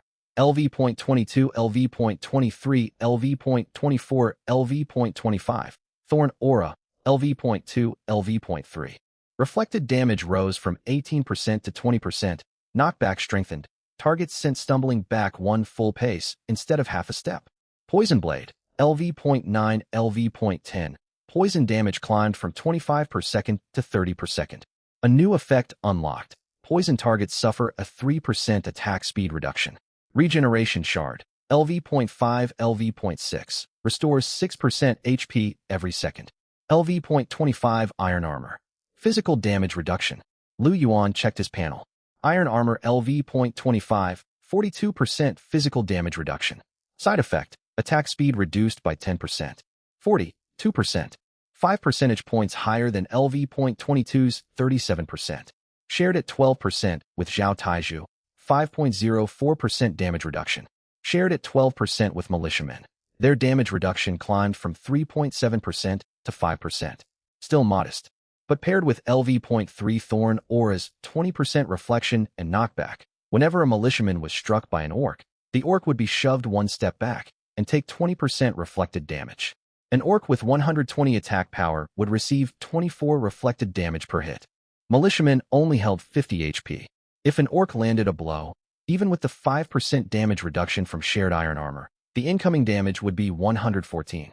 The militiaman would die instantly. The 12% shared iron armor could not block orc strikes. Militiamen could not hold the line. Archers fared even worse. Lu Yuan stared at his panel. A 12% sharing rate was far too low. He needed passive assimilation LV.10. The sharing rate would jump to 20%. At 20% scaling, LV.25 iron armor would grant militiamen 8.4% damage reduction. Still not enough to survive a single hit. Unless he stacked iron armor far higher, above LV.30. Or, Lu Yuan's gaze drifted to another option on the altar interface. Troop Passive Infusion Platform. Unlock requirement. Passive Assimilation LV.10. He was only LV.5. 5 levels away. 5 levels required 250 monster kills. His current count stood at 100. He needed another 150 kills. 12 hours later, 15 orc scouts would arrive. Even if he eliminated all of them, that only brought his total to 115. Not enough. Unless, Lu Yuan's eyes lit up. He stared at the dark red runes etched across the altar, his mind racing. A 12% sharing rate was too weak. Militiamen could not endure direct orc attacks. But he did not need the militiamen to trade blows with orcs. He did not require the militiamen to kill orcs. He needed them to act as decoys, drawing orcs to focus their attacks on the militia. While the orcs surrounded the soldiers, he would circle around and strike them down. The militia's job was not to slay enemies. It was to buy time. A militiaman with 50 HP would die from a single orc blow. But system militia were not permanently lost upon death. They respawned at the militia barracks. The Grade E militia barracks carried a 30-second respawn cooldown, and soldiers needed roughly another 10 seconds to run back to the battlefield. 40 full seconds before they could rejoin combat. Once a militiaman fell, that unit's combat power vanished for 40 seconds. The plan was viable, but there were 15 orcs, not just one. Lu Yuan drew a deep breath. He needed a complete battle plan. Old Zhou. Yes. You won't stay inside the territory today. I need you to set up your cooking pot outside the territory. Outside the territory? Old Zhou paused his hands. 500 meters from the battlefield. A safe distance. We'll return for soup once the fighting ends. Old Zhou studied him, hesitating for 2 seconds. Very well, he answered. I'll prepare extra ingredients. That's unnecessary. Lu Yuan cut him off. Prepare rations for 5 people only. He walked back to the territory's center and opened the map panel. The Novice Zone map was small. Centered on his territory, it marked all known terrain within 50 kilometers. East lay the mineral vein and yesterday's resource node. South stretched wide, barren gray, brown wasteland. West held shrublands and goblin nest territory. To the north, nothing was marked. Pale gray dashed lines labeled the area unexplored region. Yet a line of fine print from the system announcement remained etched in his mind, noting the invasion route of the Orc Scout Company. Invasion direction, northern edge of the Novice Zone. North. Lu Yuan closed the panel. He turned to Zhao Taizhu. This afternoon, you come with me. We won't hunt goblins. What are we hunting then? Lu Yuan did not answer. He glanced at the faint dark red glow hovering above the altar. Then he spoke a sentence that left Zhao Taizhu stunned. We're going to find the orcs. Zhao Taizhu's jaw dropped. What did you say? The Orc Scout Company has 15 members. The system said they will reach the gathering zone for all lords in 6 hours. But the barrier hasn't collapsed yet. They are waiting along the edge of the Novice Zone right now. And you want to march straight to them. We strike first, before they charge inward. Lu Yuan met Zhao Taizhu's eyes. 15 orcs. Each drops 3 to 7 passives. Every single passive is extracted upon a kill. 40, 5 to 105 passive fragments, all high. Grade passives never found on goblins. Zhao Taizhu processed the information for 3 seconds. You've lost your mind. I haven't, Lu Yuan said. The orc's weak points become visible within the detection range of passive assimilation. If I can get close enough, 1 dagger strike is all it takes. That sounds simple enough, but a single orc has 400 HP. How much damage can your dagger deal in 1 hit? I don't need to kill it in 1 strike. Lu Yuan said. I need you to hold the orc off for 10 seconds. Within those 10 seconds, I can land 5 stabs. Greed Devour triggers passive extraction with every strike. A finishing kill is not required. Zhao Taizhu furrowed his brows. Wait a second. Are you saying we don't have to land the killing blow to extract passives? Lu Yuan fell silent for a beat. The description for Greed Devour states, 100% extraction upon eliminating a target. But passive assimilation itself has a base function, perceive a target's passives. If I crank the perception frequency to maximum, I can directly read the list of passives on a creature without killing it. Then what? You wear the orc down to low health. I land the killing blow, and Greed Devour activates, extracting all passives. Zhao Taizhu understood. So you scout out their passives first, confirm whether fighting them is worthwhile, then engage. Precisely. I will not waste effort on meaningless fights. Zhao Taizhu clicked his tongue and twirled his bone club in his hands. Brother, with a brain like yours, you never should have worked at a pet shop. Lu Yuan ignored the comment. He stood and gazed toward the pale gray sky to the north. Wind blew down from the northern lands, carrying a faint stench of wild beasts. The odor was subtle, yet growing stronger. The Orc Scout Company moved faster than the system had predicted. The barrier would not fade for another 6 hours, yet they were already camped along the Novice Zone boundary. If he could hunt several of them before the barrier collapsed, Lu Yuan tightened his grip on the dagger. His shoulder felt empty. He did not look back. We depart after breakfast, he said. Breakfast came at 10 o'clock in the morning. Lu Yuan drank 3 bowls of old Zhou's goblin meat porridge, refilling his stamina gauge. Zhao Taizhu finished 2 bowls plus 4 slabs of jerky. The two stood at the territory gate, facing north. Old Zhou followed behind them, carrying a cooking stove, iron pot, and half a sack of ingredients. Couldn't you just wait safely in the territory? Zhao Taizhu glanced backward. I'll set up the pot outside the territory. You can have hot soup waiting once the battle ends. Old Zhou smiled. I ran a mess hall when I was younger. People could brawl right beside my stove, and I wouldn't pause stirring. Lu Yuan saw no reason to argue. Lao Zhou was positioned 400 meters north of the territory, behind a sunken stretch of terrain. It was a flat patch sandwiched between two earthen slopes, perfectly concealed from view. At 400 meters away, he sat outside the detection range of the orc scouts. "Stay right here," Lu Yuan said. "Don't move, no matter what you hear." "Got it, got it." Lao Zhou waved his hand and began setting up his cooking pot. Lu Yuan and Zhao Taizhu continued heading north. They walked for roughly 2 hours. The landscape gradually shifted. Rolling low hills rose from the flat, gray, brown wasteland. Shrubs grew sparser, and the ground shifted from gray to a dark, reddish, yellow hue. A rust, like tang, lingered in the soil. They were drawing near to the orcs' territory. Lu Yuan slowed his pace. His passive assimilation LV.5 had expanded his sensory range from 30 meters to 35 meters. He cranked his perception frequency to its maximum, narrowing the effective range down to 20 meters, yet drastically boosting precision. Within 20 meters, no markers. They pressed onward. 20 more minutes passed. A sharp, foul stench hung thick in the air. It was not the sickly rot of goblin dung, but a far more primal. An overwhelming, beastly musk mixed with earth and rust. Lu Yuan halted. 35 meters. A marker appeared. It was not the faint gray, green pinprick of light that signaled a goblin. This was a far denser, dark red glow, its size indicator more than twice that of a goblin. An orc scout. Lu Yuan dropped into a crouch, and Zhao Taizhu knelt beside him. "Single target," Lu Yuan whispered. Zhao Taizhu squinted toward the north. Unable to see the passive markers, he relied solely on his eyes. Around 30 meters away, beyond the crest of the hill, he spotted a massive gray shape shifting back and forth. "Just one. A scout," Lu Yuan explained. "Scouts exist to gather intelligence. They usually operate alone, separated from the main force. What about the 15 scouts we heard of? They'll be spread out. They won't travel in groups." Lu Yuan glanced over the list of passives displayed on his interface. The passive panel belonging to this orc scout lit up. Beast Transformation LV.2. Boost attack power by 40% in combat for 8 seconds. Claw Rend LV.1. Attacks inflict laceration damage and reduce the target's defense by 10% for 5 seconds. Thick Hide LV.2. 15% reduction to physical damage taken. Primal Instinct LV.1. Automatically detect moving targets within 30 meters. Rapid Regeneration LV.1. Recover 1% of maximum health every second. 5 passives in total. All were entirely new abilities never seen on goblins. Thick Hide belonged to the defensive category, the same classification as Iron Skin, which meant they could be fused. Lu Yuan's eyes lit up. "Worth it," he said. "Huh. Worth fighting.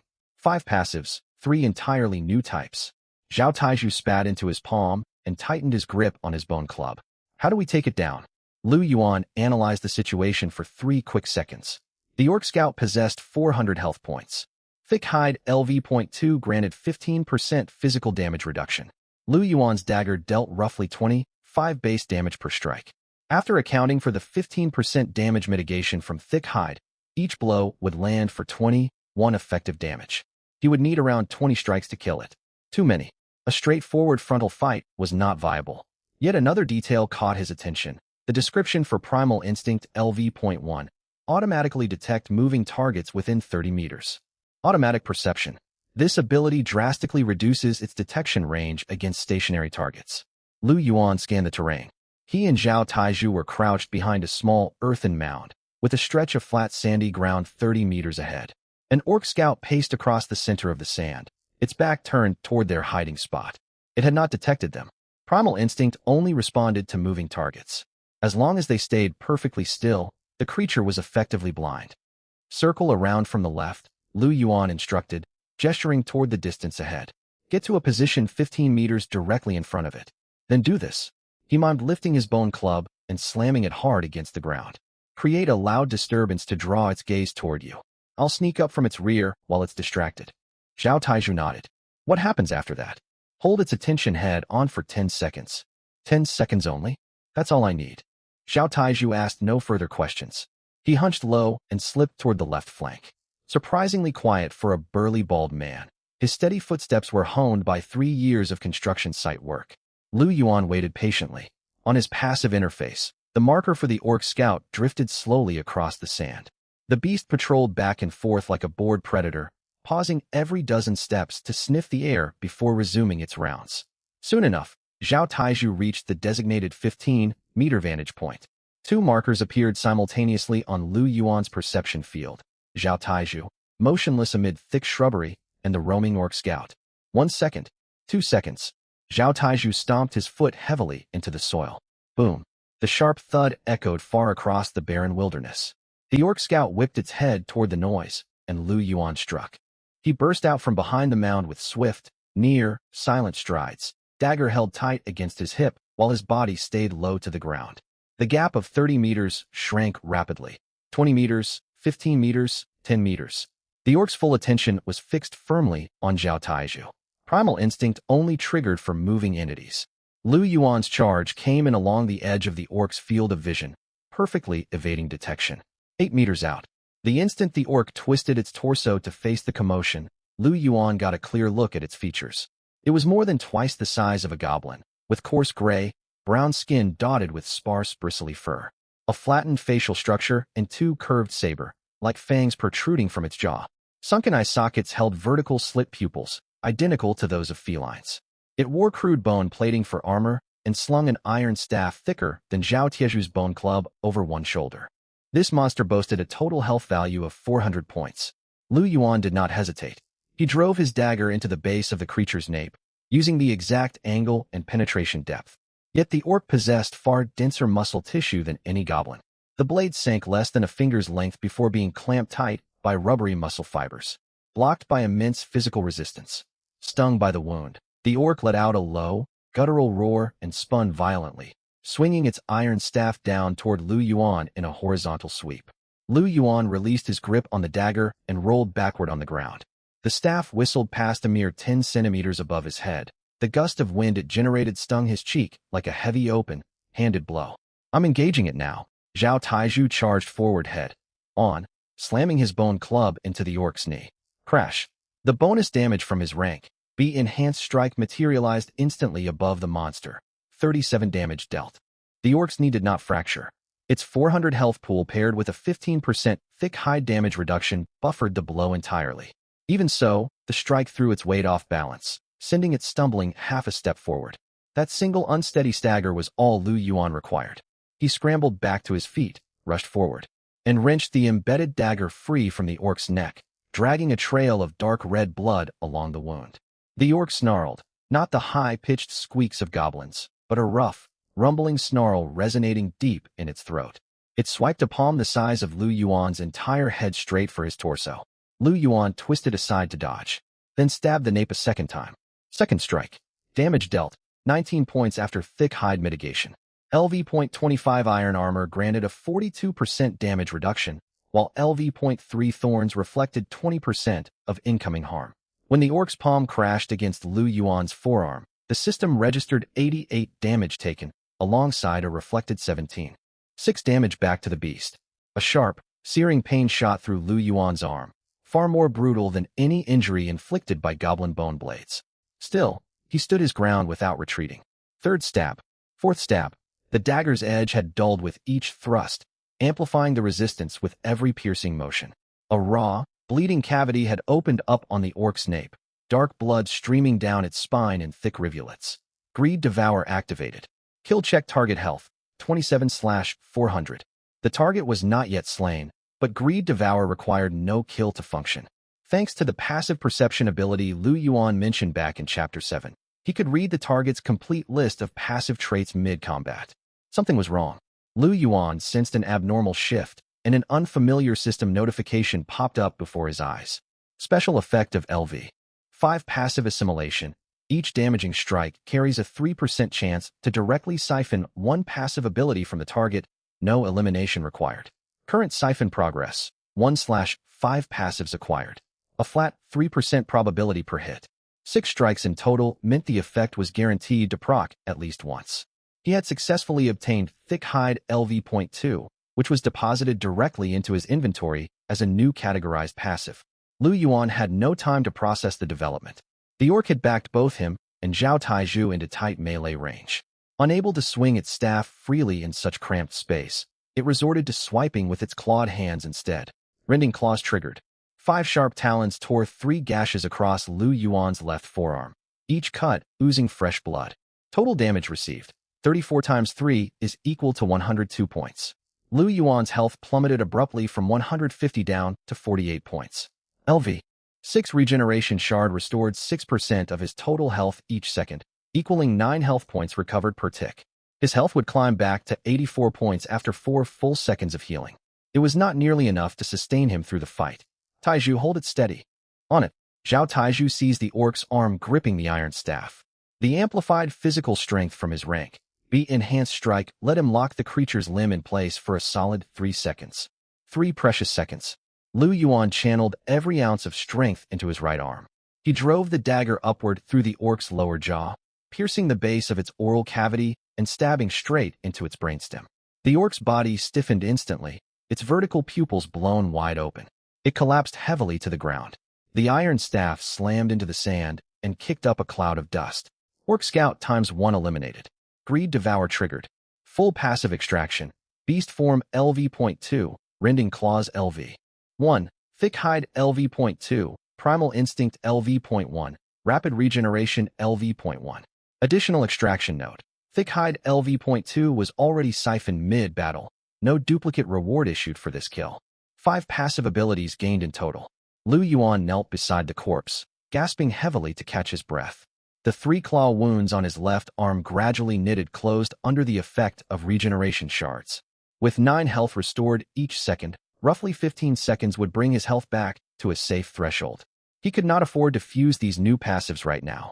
Within the 35-meter detection radius of passive assimilation, a fresh marker flared to life. A second Orc Scout was approaching, positioned roughly 28 meters away, farther than the first foe. It moved swiftly along the backside of the hillside, clearly heading straight toward their location. The roar of the first slain orc had drawn its attention. We move out. Lu Yuan pushed himself upright. Aren't you going to wait for your wounds to heal? Zhao Taiju glanced at his bleeding forearm. The bleeding slowed noticeably, yet not fully stopped. There's no time. Fighting it will be far harder once it closes the distance. Lu Yuan wiped the blood from his dagger against the orc's fur hide and set off toward the second marker. Zhao Taiju followed close behind, bone club slung over his shoulder. His earlier nervousness replaced with obvious excitement. Hey man, you notice something?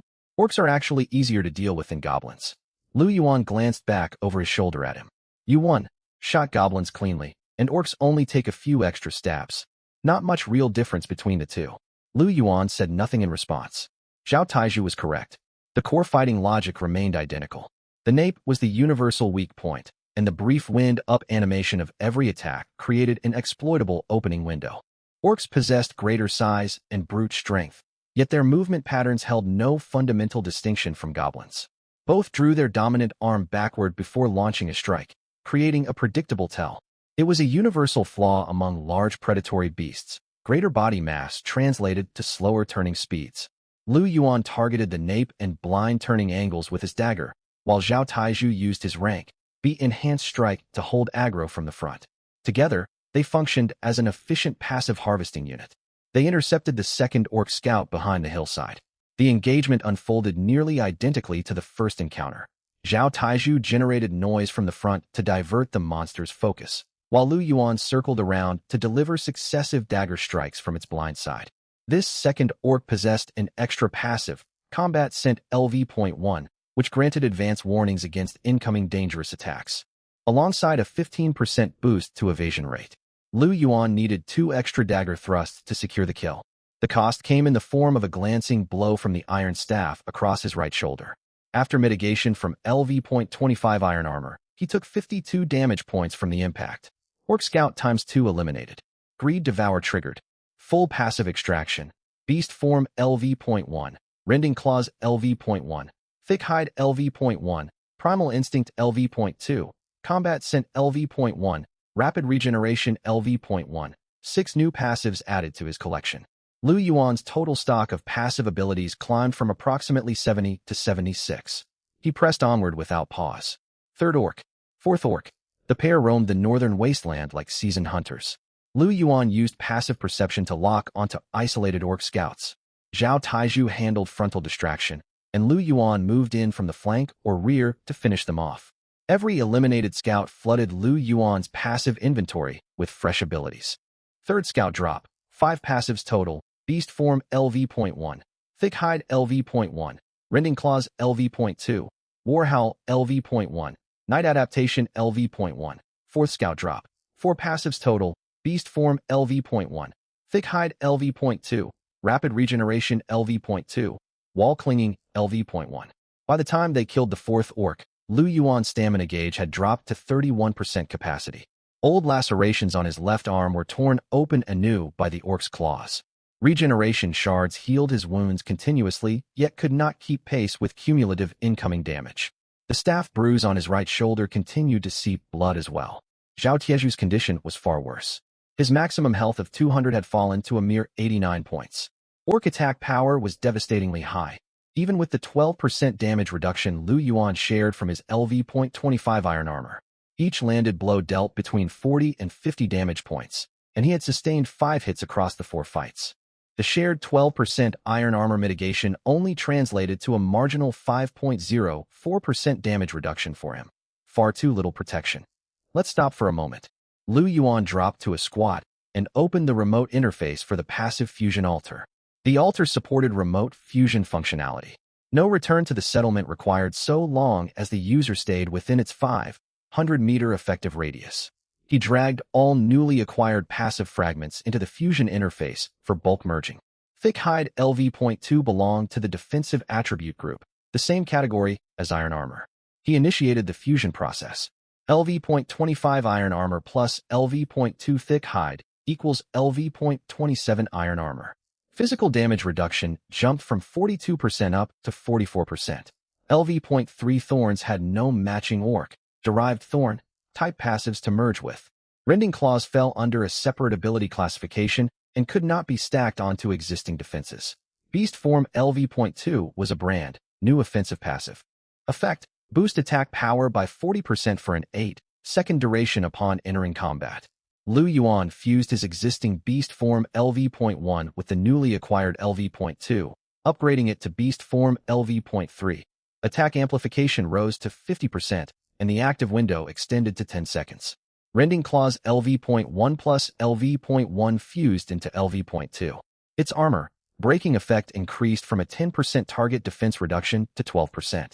Primal Instinct LV.1 plus LV.2 merged into LV.3, expanding passive detection range from 30 meters to 40 meters.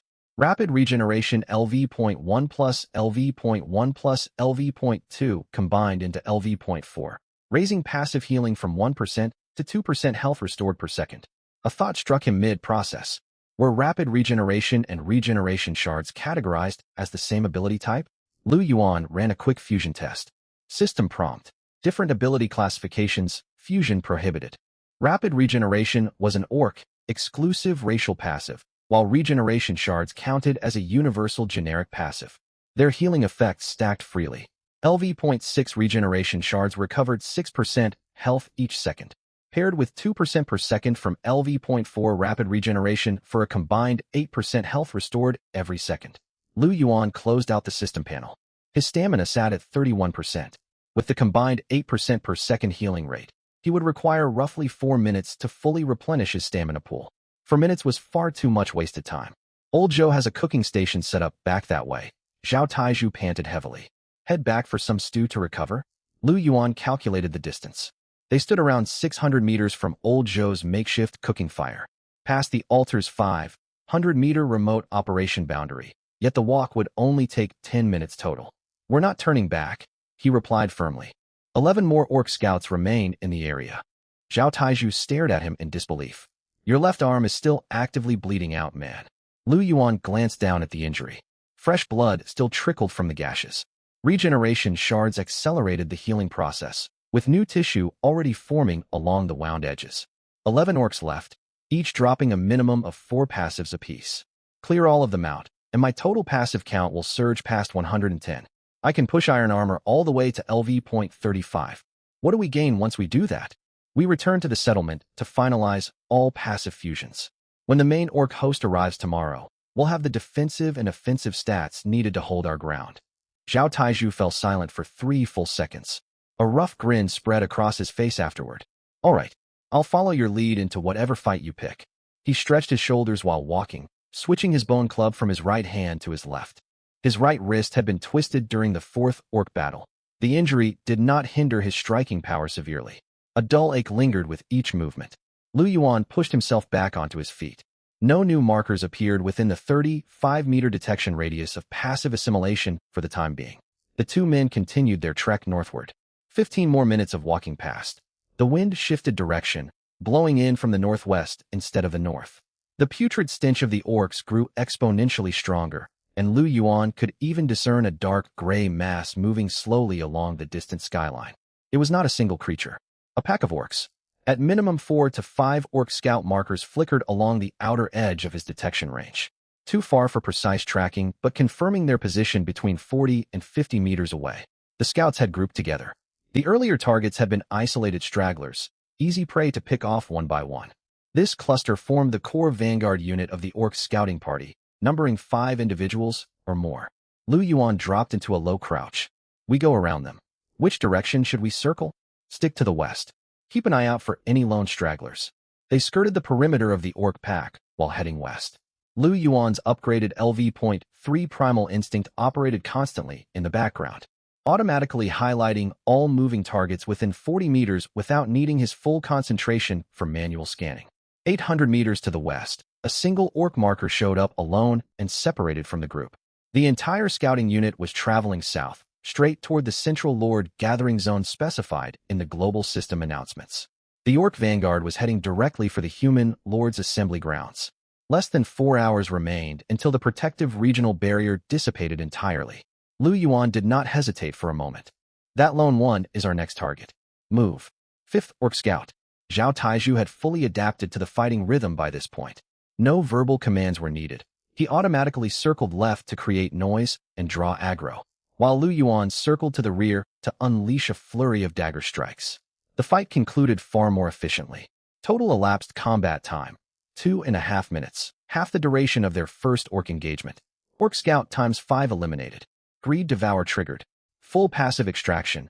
Beast Form LV.2, Rending Claws LV.1, Thick Hide LV.3, Primal Instinct LV.1, War Howl LV.2. 5 additional passives acquired. Fusing the new Thick Hide LV.3 with his current Iron Armor elevated the skill from LV.27 to LV.29, raising physical damage reduction to 46%. Lu Yuan's stamina gauge had dipped to 22%. We head back now, he ordered. Zhao Taizhu voiced no objections. The pair trekked south toward Old Zhou's cooking station. The elder man had grown anxious waiting for their return by the time they arrived. What took you two so long? I've reheated this stew 3 separate times already. Lu Yuan sat down and drained an entire bowl of broth in one long gulp. The secondary cooking station granted a 20% boost to stamina restoration, replenishing 28% stamina per bowl consumed. 3 bowls brought his depleted stamina from 22% all the way up to 84%. Zhao Taizhu recovered to 89% stamina after drinking 2 bowls of stew. Old Zhou pressed chunks of braised meat into both of their hands. Slow, cooked from goblin flesh stewed alongside large animal bones until the meat melted effortlessly on the tongue. Lu Yuan chewed the tender meat while reopening the passive fusion altar's remote interface. Still within the 500-meter operational radius of the altar, he dragged the 5th Orc's passive fragments into the fusion slot. Iron Armor upgraded from LV.29 to LV.30. LV. 30 Iron Armor, 48% physical damage reduction. Passive debuff attached, 12% reduction to overall attack speed.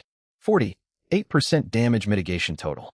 When shared at a 12% efficiency rate to Zhao Taizhu, he received a 5.76% damage reduction bonus. The 5 militia fighters under Lu Yuan's command also gained the same 5.76% shared mitigation. Orc attacks dealt a base of 120 raw damage per strike. After mitigation, each blow still landed for 113.4 damage. With only 50 total health per militia member, a single hit would kill any militia unit instantly. Thankfully, LV.3 Thorns reflected 20% of all incoming damage, sending 22.7 damage back to the orc with every landed strike. Each time an orc struck a militia soldier, it sustained 22.7 points of reflected damage. A single orc possessed a total health pool of 400 points. One staff swing kills a militia fighter while dealing 22.7 self damage to the orc. Fallen militia respawn at the militia barracks with a 30-second cooldown. plus an additional 10 seconds to sprint back to the battlefield for a total 40 seconds of downtime per soldier. During this respawn window, that militia member is removed from active combat. The 5 militia fighters would not be targeted simultaneously by the orc. This created a viable rotation of sacrificial frontline tanks. As one militia fighter fell, another stepped forward to take its place. It would take roughly 5 seconds for the orc to eliminate all 5 militia members in sequence, at which point every soldier entered their 40-second respawn cooldown. What would cover the 40-second gap with no militia available to tank damage? Zhao Taiju would fill that role. Zhao Taiju could absorb 2 direct hits, taking 176 total damage, before retreating to recover health. During the 3-second window, he held aggro. The 3 archers could land 1 arrow apiece for 12 damage each, paired with 2 bone club strikes from Zhao Taiju, dealing a combined 74 damage. That added up to 86 direct damage total. Stack on top of that thorn reflection damage, 2 hits absorbed by Zhao Taiju plus 5 hits landed on militia units, generated 7 instances of thorn reflection, equaling 158.9 reflected damage total. Total damage dealt across 1 full 8-second combat cycle. 12 archer damage plus 74 melee damage plus 158.9 thorn reflection equals 244.9 combined damage. An orc only held 400 health total, meaning 2 full cycles would eliminate a single orc entirely. Zhao Taiju could only endure 2 full cycles before his 200 health pool dropped to 0 after 4 total strikes, forcing him to withdraw for healing.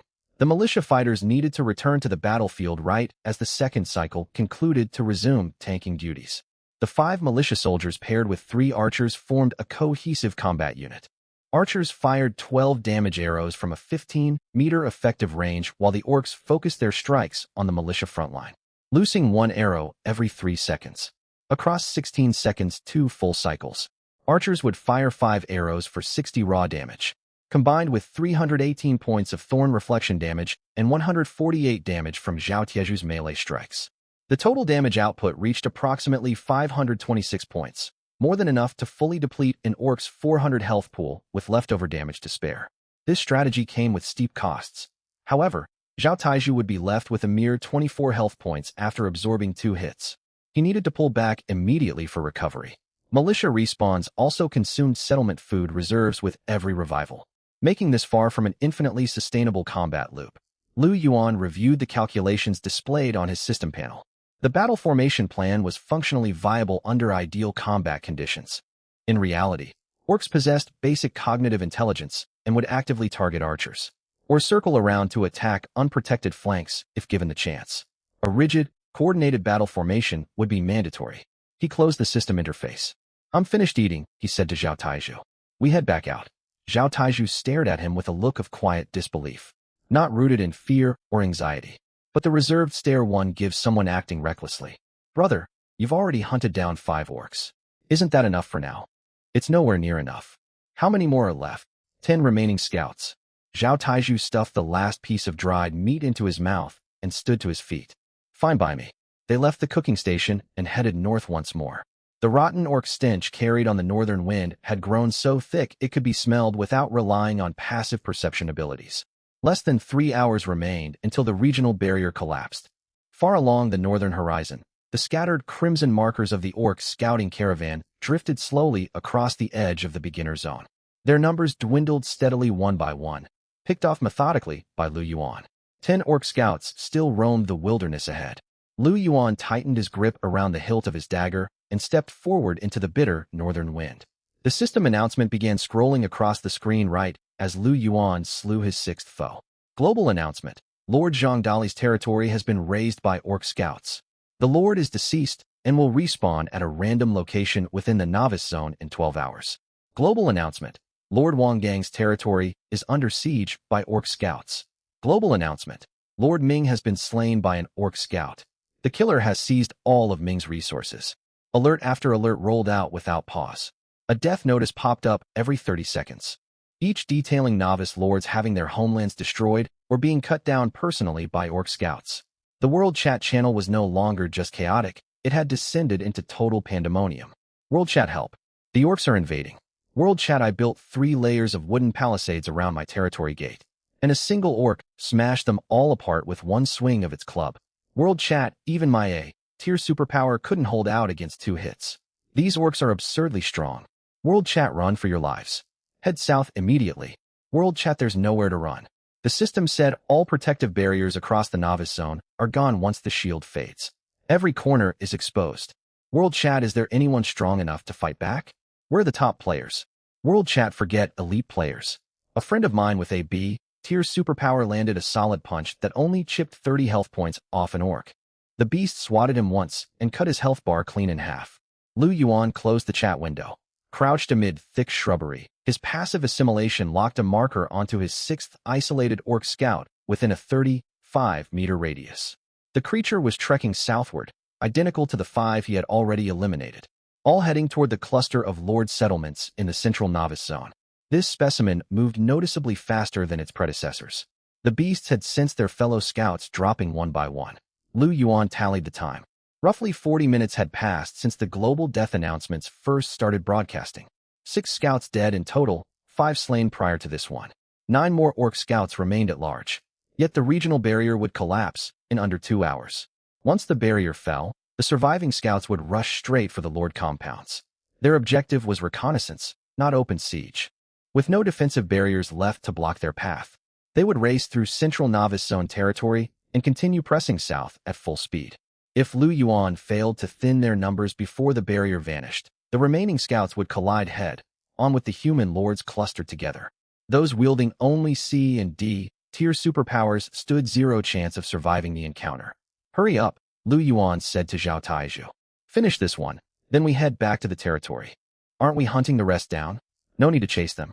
All remaining scouts will follow this path toward the settlements, and my land sits directly along their route. Instead of chasing them across the wilderness, we'll wait for them to come straight to our doorstep. Zhao Taizhu mulled over the logic for a moment. So we're letting them attack our base on purpose? We're letting them walk right into a source of free passive abilities. The 6th orc was eliminated in less than 2 minutes. Zhao Taizhu had fully refined their coordinated combat routine. He drew the monster's attention head-on with his bone club, while Lu Yuan struck with his dagger from the blind side. Orc Scout slain times 6 greedy Devour activated, extracting all passive abilities. Beast Form LV.1, Thick Hide LV.2, Claw Rend LV.1, Wild Instinct LV.1, Roar LV.1, Rapid Regeneration LV.26 new passives added to his collection. Lu Yuan had no time to integrate these new abilities immediately. He wiped his dagger clean on the orc's fur and pushed himself to his feet. Return home. The pair raced south. Old Joe's cooking stove sat untouched where they had left it. The elderly man sat quietly beside the simmering pot, broth bubbling gently over a low flame. Back already? Old Joe glanced over their battered forms, gaze lingering on Lu Yuan's arm. That gash on your forearm. For fresh lacerations from the 6th orc's claws tore through Lu Yuan's left arm. Regeneration, Shard LV. 6 stacked with Rapid Regeneration LV.4 granted an 8% health recovery rate per second, steadily mending the wounds, though the 4 gashes looked gruesome on his skin. It's nothing serious. Lu Yuan sat down and drained 2 bowls of broth. His stamina meter jumped from 58% up to 86%. Zhao Taizhu finished 1 bowl, his stamina refilling completely from 89%. Let's move out. Lu Yuan stood upright. Aren't you resting a while longer? Old Joe asked. Dismantle the stove and bring it back to the territory with us. Old Joe studied Lu Yuan's expression. The young man wore his usual unruffled demeanor. But after spending days by his side, the elder knew Lu Yuan's calm exterior always accompanied mounting danger. Understood. Without further questioning, Old Joe set about taking apart the stove structure. By the time the 3 returned to their territory, global death alerts were firing every 15 seconds. Barrier collapse countdown, 1 hour and 42 minutes. Lu Yuan stood in the center of his land and pulled up his building interface. D-tier militia barracks, currently garrisoned with 5 militia units. His stockpile included 22 units of grain, 70 ore, and 3 spirit stones. Grain reserves were insufficient to recruit additional troops. Each militia soldier cost 10 grain units to summon, meaning he could only afford 2 more recruits for a total of 7 militia members. Combined with 3 archers, he commanded 10 automated system troops in total. Adding Zhao Taizhu brought his total combat force to 11 units. Lu Yuan opened his passive ability sharing panel. Frontline units, Zhao Taizhu plus 7 militia. Iron Skin LV.30 plus Regeneration Shard LV.6, shared at a 12% distribution rate. Zhao Taiju received a 5.76% damage reduction and 0.72% health restored each second. Militia members gained 5.76% damage reduction with 0.6% passive healing per second. Rearline units, 3 archers. Thorn Aura LV.3 plus Swiftness LV.1, also shared at 12%. The archers reflected 20% of incoming damage and received a 2.4% movement speed boost. Lu Yuan kept all his passive effects exclusive to himself. His personal buffs were critical for survival. 48% damage reduction from maxed Iron Skin, 20% damage reflection via Thorn Aura, and 8% per second healing from regeneration. Taiju, Lu Yuan called out. Yeah. Position yourself at the very front. Form the 7 militia into a horizontal line, flanking you on both sides. Have the 3 archers stand 5 meters behind the militia line, spaced 3 meters apart from one another. Zhao Taiju scanned the territory layout. The northern perimeter was completely open terrain. The wooden palisade had sustained structural damage from an earlier run, and with Dao Gu, the repaired sections were far too frail. What about defensive walls? We have no walls. Our battle formation will serve as our defense instead. Kneeling onto the dirt ground, Lu Yuan traced a simple battle blueprint with his dagger. 7 militia lined up across the front with 2-meter gaps between each soldier, and Zhao Taiju anchored the absolute center of the formation. The 3 archers posted themselves directly behind the gaps between militia soldiers, their firing lines unobstructed for clean-range shots. Lu Yuan would hold position at the rearmost point of the entire formation. When the orcs charge in, the militia's sole job is to soak up damage. Zhao Tieju's mouth twitched in disbelief. Just take hits. Precisely. The orcs prioritize attacking the closest living target within range. Stationed forward, the militia will draw all aggro first. Upon death, militia are teleported back to the barracks with a cooldown. A full 40 seconds before each fallen militia member can rejoin the fight. During that 40-second window, aggro will shift to the nearest available target. Either you or an adjacent militia soldier. Zhao Taiju processed the strategy slowly. So the militia aren't permanent tanks, they're disposable meat shields. Every revival costs grain. They stall the orcs long enough for us to act. The archers will maintain continuous fire while the fallen militia wait to respawn. You hold off the lead charging beast head on, and I'll flank to pick off targets from the sides. Zhao Taiju let out a low whistle. Your tactics aren't something an ordinary person invents. It works, and that's all that matters. Lu Yuan rose to his feet and checked his system status window once more. Remaining orc scouts. 9. A minimum of 3 were heading straight for his territory. Barrier collapse countdown. 1 hour and 28 minutes. He still had time to prepare, but very little of it. Old Zhou. Lu Yuan turned toward the elder. I'm right here. Set up your cooking stove at the southern edge of the territory, far away from the northern battlefield. Stay indoors, and do not step out under any circumstances. Got it. Old Zhou smiled warmly. Focus on your fight. I'll keep the broth simmering. Lu Yuan said nothing further. He walked to the damaged gap in the northern palisade and came to a halt. A cold wind blew down from the north, carrying an ever-strengthening metallic, beastly stench. No enemy markers registered within his 35-meter passive assimilation radius, but Wild Instinct LV.3 granted 40 meters range. That had already picked up blurry hostile silhouettes in the distance. Due north. At minimum, 3 crimson enemy signatures were steadily closing in, moving at an accelerated pace compared to earlier scouts. Lu Yuan tightened his grip around his dagger and glanced toward Zhao Taiju. The burly bald man rested his bone club over one shoulder. His expression devoid of fear, only the sharp, focused concentration he brought to tough labor work sites. Never taken on a job this high stakes before, Zhao Taiju remarked. Same here, Lu Yuan replied plainly. Zhao Taiju froze briefly, then cracked a grin. All right then, let's get this done together. A new system notification popped into view. Barrier collapse countdown. 1 hour and 17 minutes. Alert. The orc scouting party has entered Central Novice Zone territory and is advancing toward clustered Lord settlements. Estimated time of arrival at all Lord territories, 35 to 50 minutes. 35 to 50 minutes until contact. Lu Yuan stared out at the pale gray northern skyline. Nothing was visible across the barren wilderness. Yet the repulsive stench of the orcs hung thick enough to choke him. He walked back to the center of his territory and seated himself cross-legged, closing his eyes. This was not rest. He was running through every combat variable in his head. 11 combat units total, 7 militia, 3 archers, plus Zhao Taizhu. 9 enemy orc combatants. Each orc possessed 400 health points and 120 raw attack damage. A militia soldier only had 50 health, meaning a single strike would kill any militiaman instantly. Slain militia teleport back to the barracks with a 30-second cooldown plus 10 seconds of travel time, requiring 40 full seconds to re-enter the fight. Every revival consumes grain reserves. Archers fire 1 arrow every 3 seconds for 12 damage per shot. Zhao Taizhu has 200 base health. Factoring in the shared 12% iron skin buff, each orc strike deals approximately 113 damage to him, leaving him capable of enduring roughly 2 blows before needing to retreat. 2 strikes land with an attack interval of roughly 1.5 seconds between each swing, 3 full seconds of combat endurance for Zhao Taizhu. After absorbing 2 hits, he must fall back and let the militia step forward to draw aggro. The militia will perish instantly upon being struck and enter their 40-second respawn cycle, creating a repeating defensive loop. Calculations for a single defensive cycle roughly 6 seconds. Archers fire 2 arrows for 24 damage, paired with 2 instances of Thorn Aura damage reflection, dealing 45.4 damage. Total damage output per cycle equals 69.4 points.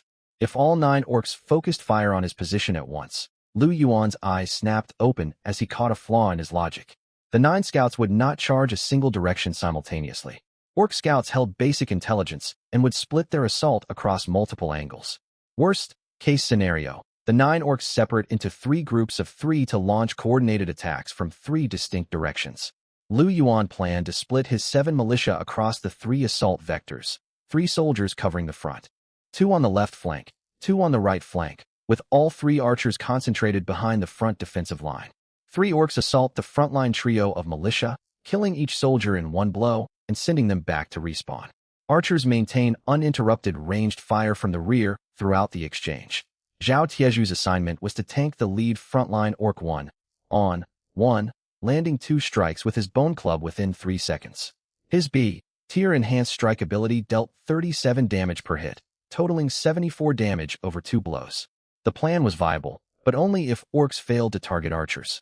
Lu Yuan stood and re-examined the archer placement. Archer maximum firing range was 15 meters, with the militia positioned 5 meters forward of the ranged squad. Any orc attempting to circle toward the archers would be forced to pass straight through the militia defensive line. Though militia dropped in 1 hit, their physical bodies formed an impassable barrier while alive. Fallen soldiers would be replaced by respawning reinforcements. 7 militia were sufficient to sustain 2 full rotation cycles, buying the critical opening seconds needed to hold the line. It will be enough, Lu Yuan muttered to himself. He lifted his gaze skyward. Heavy lead, gray clouds hung low overhead like a massive, oppressive stone ceiling. The wind died away completely. Only the cloying stench of the orcs lingered in the stagnant air. Far off in the distance, faint rhythmic tremors rumbled through the ground, slow, steady vibrations mimicking the thud of a heartbeat. It was not a single beast. It was the entire scouting party marching forward as one unit. Wild Instinct LV.3 locked onto a cluster of hostile signatures 40 meters out. 9 crimson markers arranged in a loose single-file column cresting the northern hill ridge. The orcs moved fast. Lu Yuan stood at his territory's northern gate, watching the glowing crimson markers draw steadily nearer. 200 meters, 180 meters, 150 meters. He could now make out their hulking gray, brown forms moving along the ridgeline, crude bone armor glinting dimly beneath the washed-out sky. One leading orc stood larger. Its iron club was wrapped in thick animal hide. The pack leader. Lu Yuan activated passive assimilation to scan the beast. The leader's passive ability panel burned far brighter than the subordinate scouts, possessing 8 separate passive buffs. One unique ability absent from the other scouts caught his eye immediately. Battle Roar LV.2. Upon roaring, all allied units within a 30-meter radius gain a 15% attack boost for 20 seconds. 60-second cooldown. A group-wide offensive buff. Intriguing. This leader had to be eliminated first, before the rest of the orcs could take advantage of its buff. With the roar active, the 8 subordinate orcs would have their attack value raised from 120 to 138 damage. The boosted strikes would still one-shot the fragile militia troops with no meaningful change, but Zhao Taizhu would face far greater danger. Factoring in his 5.76% damage reduction, Each hit from a buffed orc would deal 130 damage. With only 200 total health, he would still collapse after 2 blows. The greater risk fell to Lu Yuan himself. If any orc flanked him, his 48% personal damage reduction would lower each incoming strike to 71.7 damage. His 150 health pool would drop to critical levels after 2 hits, leaving him vulnerable to instant death from a third attack. He could not afford to get focused down by multiple orcs at once. Taiju, Lu Yuan called out sharply. Got it. That oversized orc is the pack leader. I'll handle it personally. You hold the rest of the 8 scouts off with the militia and archers. Zhao Taiju squinted at the approaching orc column. The lead monster towered over its kin, walking with a haughty, patrol-like gait while the others kept their heads low as they advanced. Are you certain you can take it down alone? I can manage. Zhao Taiju asked no further questions. He lowered his bone club from his shoulder and marched to the center of the northern militia formation. The 7 militia automatically sorted into position, 3 soldiers to Zhao Tieju's left, 2 to his right, 2 standing directly forward as the front guard. The 3 archers drew their bowstrings taut, arrowheads locked onto the northern approach path. Lu Yuan positioned himself along the far right flank of the formation. He reviewed the battle layout one final time. Front sector, Zhao Taiju supported by 5 militia troops, 3 left, 2 forward. 6 combat units total. Right flank, Lu Yuan paired with 2 militia soldiers. 3 units total. Left flank, defended solely by the archers' effective firing range, with no dedicated melee defenders posted here. A critical weakness existed on the left flank. If orcs circled around to that side, the archers would be exposed to direct melee assault. There was no time left to rearrange the formation. 150 meters, 100 meters, 80 meters. The orc scouting party spotted the human territory.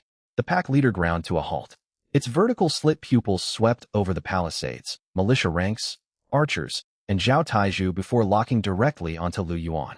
A lone human male standing 175 centimeters tall, armed only with a worn iron dagger. The leader curled its lips back, exposing curved, razor-sharp tusks, exhaling with a harsh hissing snarl. It slammed its iron club hard against the dirt ground. Boom. The low, resonant crash echoed far across the empty wilderness. The 8 subordinate orcs froze in unison. The leader then threw back its massive head, unleashing a deep, rumbling roar. Battle Roar LV.2 activated instantly. The 8 lesser orcs answered with savage bellows of their own, their muscles bulging prominently beneath gray, brown skin now flushed dark red by the attack buff. Their attack values rose by 15%. The pack broke into a full charging sprint, covering the 50-meter stretch from the 100-meter mark in less than 5 seconds. Lu Yuan gripped his dagger firmly. They're here, 50 meters out. Instead of holding his ground, Lu Yuan sprinted forward from his right flank position, charging diagonally away from the main orc formation. 30 meters separated him from the pack leader, whose glowing passive ability signatures blazed vividly in his sensory field. The Battle Roar ability had just triggered, with 57 seconds remaining on its 60-second cooldown. Within those 57 seconds, the other 8 orcs would lose their attack buff. That narrow window was all Lu Yuan needed. Taiju, hold the front line. Lu Yuan's voice cut through the rushing wind. Zhao Taiju did not glance backward. He braced his bone club across his chest, feet planted wide in a low, stable weight-bearing stance honed from years of heavy construction labor. The 8 orcs split into 3 assault groups as they crested the northern hill, 5 charging straight for the front line, 2 veering toward the left flank, 1 heading for Lu Yuan. Lu Yuan ignored the single orc targeting him entirely. Guided by the 40-meter precision of Wild Instinct LV.3, he perfectly predicted the beast's linear charge path. The orc was locked into a straight dash with no capacity for sharp directional adjustments. Lu Yuan darted past the monster, 2 meters to its side, their paths running parallel with no chance of collision. The orc's slit eye snapped toward the passing human, yet its targeting priority was hardwired by the system's aggro rules to prioritize the physically closest unit. Lu Yuan briefly closed the distance to the beast during his dash, but the 2 stationary militia soldiers immediately ahead reclaimed aggro within a split second. The orc hesitated for half a single heartbeat. That half-second delay was more than enough time for Lu Yuan to slip fully outside its melee attack radius. Up on the front defensive line, Zhao Taiju met the first charging orc head-on. The iron club swung downward with brutal force. Crash! Shockwaves traveled from Zhao Tieju's bone club up his arms, through his shoulders, and down his spinal column. His boots carved 2 shallow furrows into the packed dirt beneath his feet from the sheer impact force. Damage value displayed, 88 points. Buffed attack value sat at 138 raw damage. After applying the shared 5.76% damage reduction, the theoretical damage taken should have been 132.24 points. The numbers did not align. Lu Yuan did not have time to parse the calculation discrepancy, as a second orc closed in rapidly. Zhao Taizhu blocked the incoming iron strike with his left arm and drove his bone club into the orc's skull with his right hand, landing a solid 37-point blow. A third orc surged forward immediately. Zhao Taizhu stepped backward, gesturing for the frontline militia to step into the gap and absorb the incoming strike. 3 militia soldiers were struck down simultaneously by 3 separate orc blows. 3 dull impacts rang out in quick succession. The 3 gray humanoid figures were sent flying backward, disintegrating into faint gray motes upon hitting the ground, confirmation of death as their forms teleported back to the militia barracks. Lu Yuan still could not reconcile the damage math. The 12% shared passive only granted 5.76% damage mitigation for Zhao Taizhu. The 88 actual damage reading implied the orc's horizontal sweeping attack carried a 15% damage falloff for wide area strikes, dealing less focused damage than a direct overhead chop. 132 multiplied by 0.85 equals 112. Subtract the 5.76% damage reduction for a final value of 105.5. The figures still failed to match the observed damage output. Before Lu Yuan could finish working through the formula, combat chaos fully erupted across the entire battlefield. Militia Barracks has a 30-second respawn cooldown, with an additional 10 seconds needed to sprint back to the battlefield, creating a nearly 40-second vulnerability window. Zhao Taizhu stepped forward to hold the line once more, swinging his bone club horizontally to block iron rods swung by 2 orcs at once. Sparks showered into the air. His arms trembled violently. The combined impact from both foes exceeded the damage threshold of his B-tier enhanced strikes. Damage dealt. 88 plus 88 is equal to 176 HP. Zhao Taizhu's HP dropped from 200 to 24. Fall back. Lu Yuan's voice boomed from the right flank. The instant Zhao Taizhu heard the order, he leaped backward 2 paces. 2 militiamen rushed over from the right wing to plug the gap in the front line. Gray, faceless humanoid figures took up Zhao Taizhu's former position, gripping crude wooden staves. The 3 orcs refocused their aggro onto the militiamen, now the closest viable targets within their detection range. The clash erupted. Bang, bang, bang. The 2 militiamen were slain in quick succession. 5 out of the original 7 militiamen had perished, leaving only 1 soldier each on the left and right flanks. Every troop death drained food reserves, with a single unit of food consumed per respawn. Zhao Taizhu gasped for air. The sustained healing effect from the stew cooked in old Zhou's Tier 2 cooking cauldron was mending his stamina. Though he was no longer near the cauldron itself, the restorative buff from the 3 bowls he had drunk earlier remained active. His HP climbed from 24 to 38, still far too low. He needed more time to recover fully. Over on the left flank, 2 orcs had broken through the militia defensive line and charged straight for the archers. Archer stats, 40 HP, 15-meter effective firing range. Distance separating the orcs from the archers, 20 meters, and closing fast. The archers loosed their bows without hesitation. 3 bowstrings drew taut, and stone-tipped arrows arced through the pale gray daylight. Whoosh, whoosh, whoosh. 3 arrows released simultaneously. The first arrow buried itself in the lead orc's shoulder, dealing 12 damage points. The second struck the second orc square in the abdomen for another 12 damage points. The third veered wide. Stone arrowheads lacked precision, yielding roughly a 60% hit rate beyond 15 meters. The 2 orcs never slowed their advance. 15 meters remaining. The archers fired a second volley of 3 arrows. 2 landed true, 1 missed, dealing a combined 24 damage. 10 meters remaining. Third volley primed, it was already too late. While the archers only held a 15-meter range, the orcs' charge was ferociously swift. They had covered the 10-meter gap in under 3 seconds, closing in before the archers could finish their third shot. The lead orc swept its iron rod horizontally, sending all 3 archers flying through the air in a single blow. Archer HP, 40 each. Orc base attack equals 138 times swing damage attenuation 0.85 is equal to 117.3. Factoring in the 12% shared thorn reflection damage mitigation, the final incoming damage equaled 103.2. A 1-hit kill for every archer. The three archers dissolved into clusters of gray light orbs and teleported back to the militia barracks. They would be unavailable to rejoin combat for another 40 seconds. With the archers down for the count, no melee units remained to intercept the two left flank orcs for the next 40 seconds. The beasts were free to assault rear-line assets unopposed. Old Joe was stationed at his cooking cauldron 500 meters away, safely out of harm's reach. The Territory Core, a permanent system structure situated at the territory's center, was not a priority target for the orcs, who only prioritized living human units. What would the two orcs do during this 40-second window? They halted briefly, unable to locate new hostiles. The archers were waiting to respawn in the barracks, while the frontline militiamen were pinned down by the other three orcs. Zhao Taizhu held the front line, positioned 15 meters away from the left flank orcs, too distant to intervene immediately. Where was Lu Yuan? He was originally posted on the right flank, but he was long gone from that position. The two left flank orcs circled in place, scanning the battlefield with vertical slit pupils. A faint gray figure darted past their peripheral vision. A dagger glinted. After slipping past the orc on the right flank, Lu Yuan had circled all the way to the left flank. He exploited the orcs' aggro locking mechanic. Whenever their nearest target was eliminated and vanished, the monsters required 0.5 to 1 full second to initiate a new hostile target scan. That narrow 0.5 to 1 second window was his opening to strike. Lu Yuan drove his dagger into the lead orc's nape, striking the exact same angle and penetration depth he had used against the goblins earlier. Yet the orc's densely packed muscle tissue halted the blade after it sank barely a finger's length into flesh. Damage dealt, 17 points.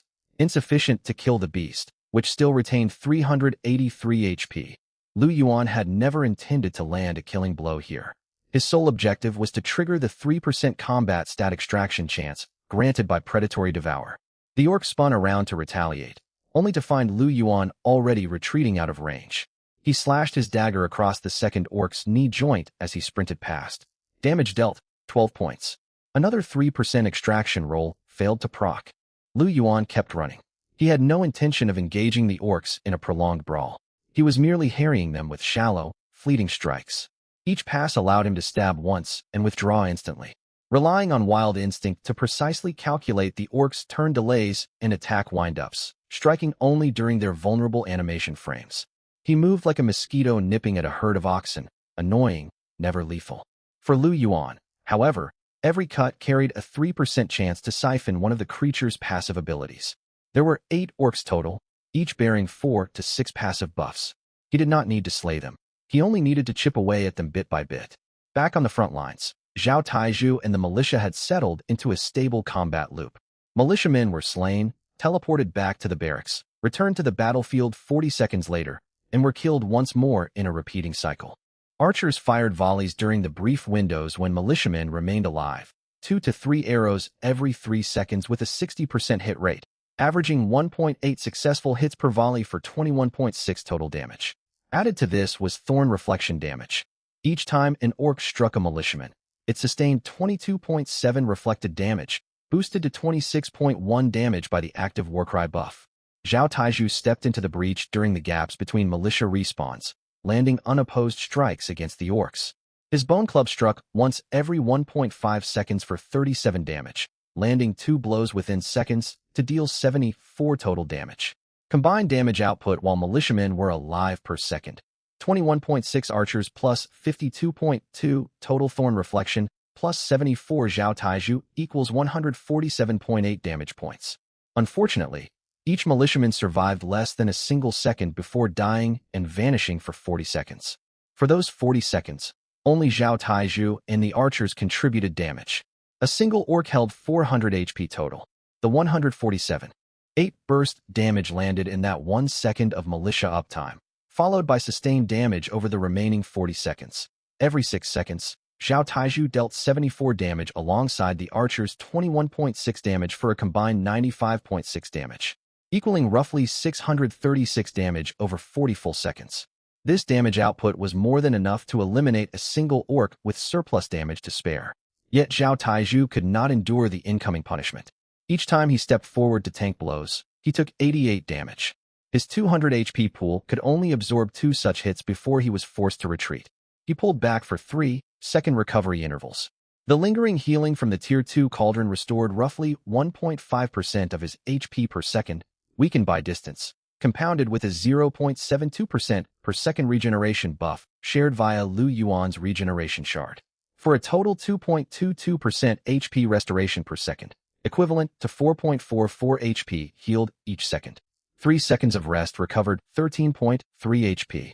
Net HP loss per full combat cycle for Zhao Taizhu.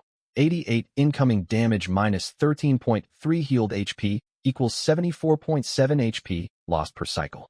200 total HP divided by 74.7 HP lost per cycle equals 2.67 full cycles maximum endurance. He would fall in the third cycle. Old Zhou, Zhao Taizhu shouted. No reply echoed from 500 meters away. The distance was too great for sound to carry clearly. Zhao Taizhu gritted his teeth tightly. He did not need to survive the entire battle. He only needed to hold out for 18 seconds across 3 full cycles. The 3 frontline orcs each held 400 HP, taking 147.8 damage per cycle. All 3 would collapse within 18 seconds. 18 more seconds was all he needed. Zhao Taizhu weathered 2 full cycles, absorbing 4 direct hits total. His HP plummeted from 200 down to 24. The third cycle began. He charged forward, slamming his bone club into the first orc skull for 37 damage points. The first orc was left with a mere 12 HP, finished off instantly by a follow-up archer arrow dealing 12 damage. The creature collapsed to the ground. Orc Scout ×7 eliminated. Predatory Devour activated. All passives extracted. Beast Form LV.1.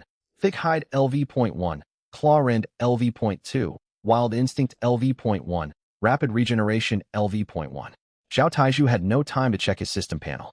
The second orc's iron rod was already arcing straight toward his head. He rolled sharply to his right. The iron rod slammed into the earth where he had stood a split second prior, carving a shallow crater into the soil. Mid-roll, he transferred the bone club from his right hand to his left, swinging backward to crack the second orc's knee for another 37 damage points. The second orc retained only 23 HP. Fresh militiamen sprinted onto the battlefield from the barracks. 3 gray humanoids surging between Zhao Taizhu and the wounded orc. The monster's aggro immediately latched onto the nearest militia targets. The iron rod crashed into one militiaman, killing the unit outright. Thorn Reflection dealt 26.1 reflected damage. The second orc's remaining health dipped to negative 3.1 HP. It froze for a heartbeat before succumbing to the reflected damage that exceeded its remaining vitality, collapsing in front of the militiamen. Orc Scout ×8 eliminated. Predatory Devour activated. All passives extracted. Beast Form LV.2. Claw Rend LV.1. Thick Hide LV.1. Wild Instinct LV.1. Howl LV.1. Rapid Regeneration LV.1. Zhao Taizhu crumpled onto the ground, gasping for ragged breaths. Current HP, 24. Stamina meter, 12%. Every muscle in his body screamed with exhaustion, robbing him of the will to move an inch further. Yet the third frontline orc was still alive. This third foe originally held 400 HP, having sustained approximately 443 combined damage from archer fire and thorn reflections across 3 attack cycles. It should have perished long ago. When Zhao Taizhu lifted his gaze, the third orc was nowhere to be seen on the front lines. It had abandoned the front entirely, charging toward the archer positions instead. Of the 2 left flank orcs, one had sustained 7 or 8 shallow dagger strikes from Lu Yuan, dropping its health to roughly 340 points. The second orc remained nearly at full health. Neither monster had pursued Lu Yuan. He moved far too quickly, vanishing to the edge of their sensory range after every quick stab and retreat strike, making him impossible to lock onto with their aggro systems. Frustrated, the 2 beasts redirected their fury toward the recently respawned archers, each holding a fragile 40 HP pool. The 2 orcs barreled forward and struck down both archers with single rod swings apiece. The archers died once more, teleporting back to the barracks with another 40-second respawn timer ticking down. Zhao Taizhu watched the massacre unfold, forcing his trembling legs to support his weight. Damn it! He planted the tip of his bone club into the dirt as a makeshift crutch, pushing himself slowly back onto his feet. The third deserting frontline orc had reached the militia flank. The militiamen's automated aggro logic forced them to chase the immediate threat. Yet the militia movement speed was inferior to the orc's sprint, leaving them unable to close the gap. The archers died again and returned to spawn, 40 seconds away from rejoining the fight. The two left flank orcs paired with the defected frontline orc formed a trio, bearing down on the militia formation. The defensive formation completely shattered. Zhao Taizhu had no time to reorganize his scattered forces. Get down. Lu Yuan's voice cut through the battlefield noise.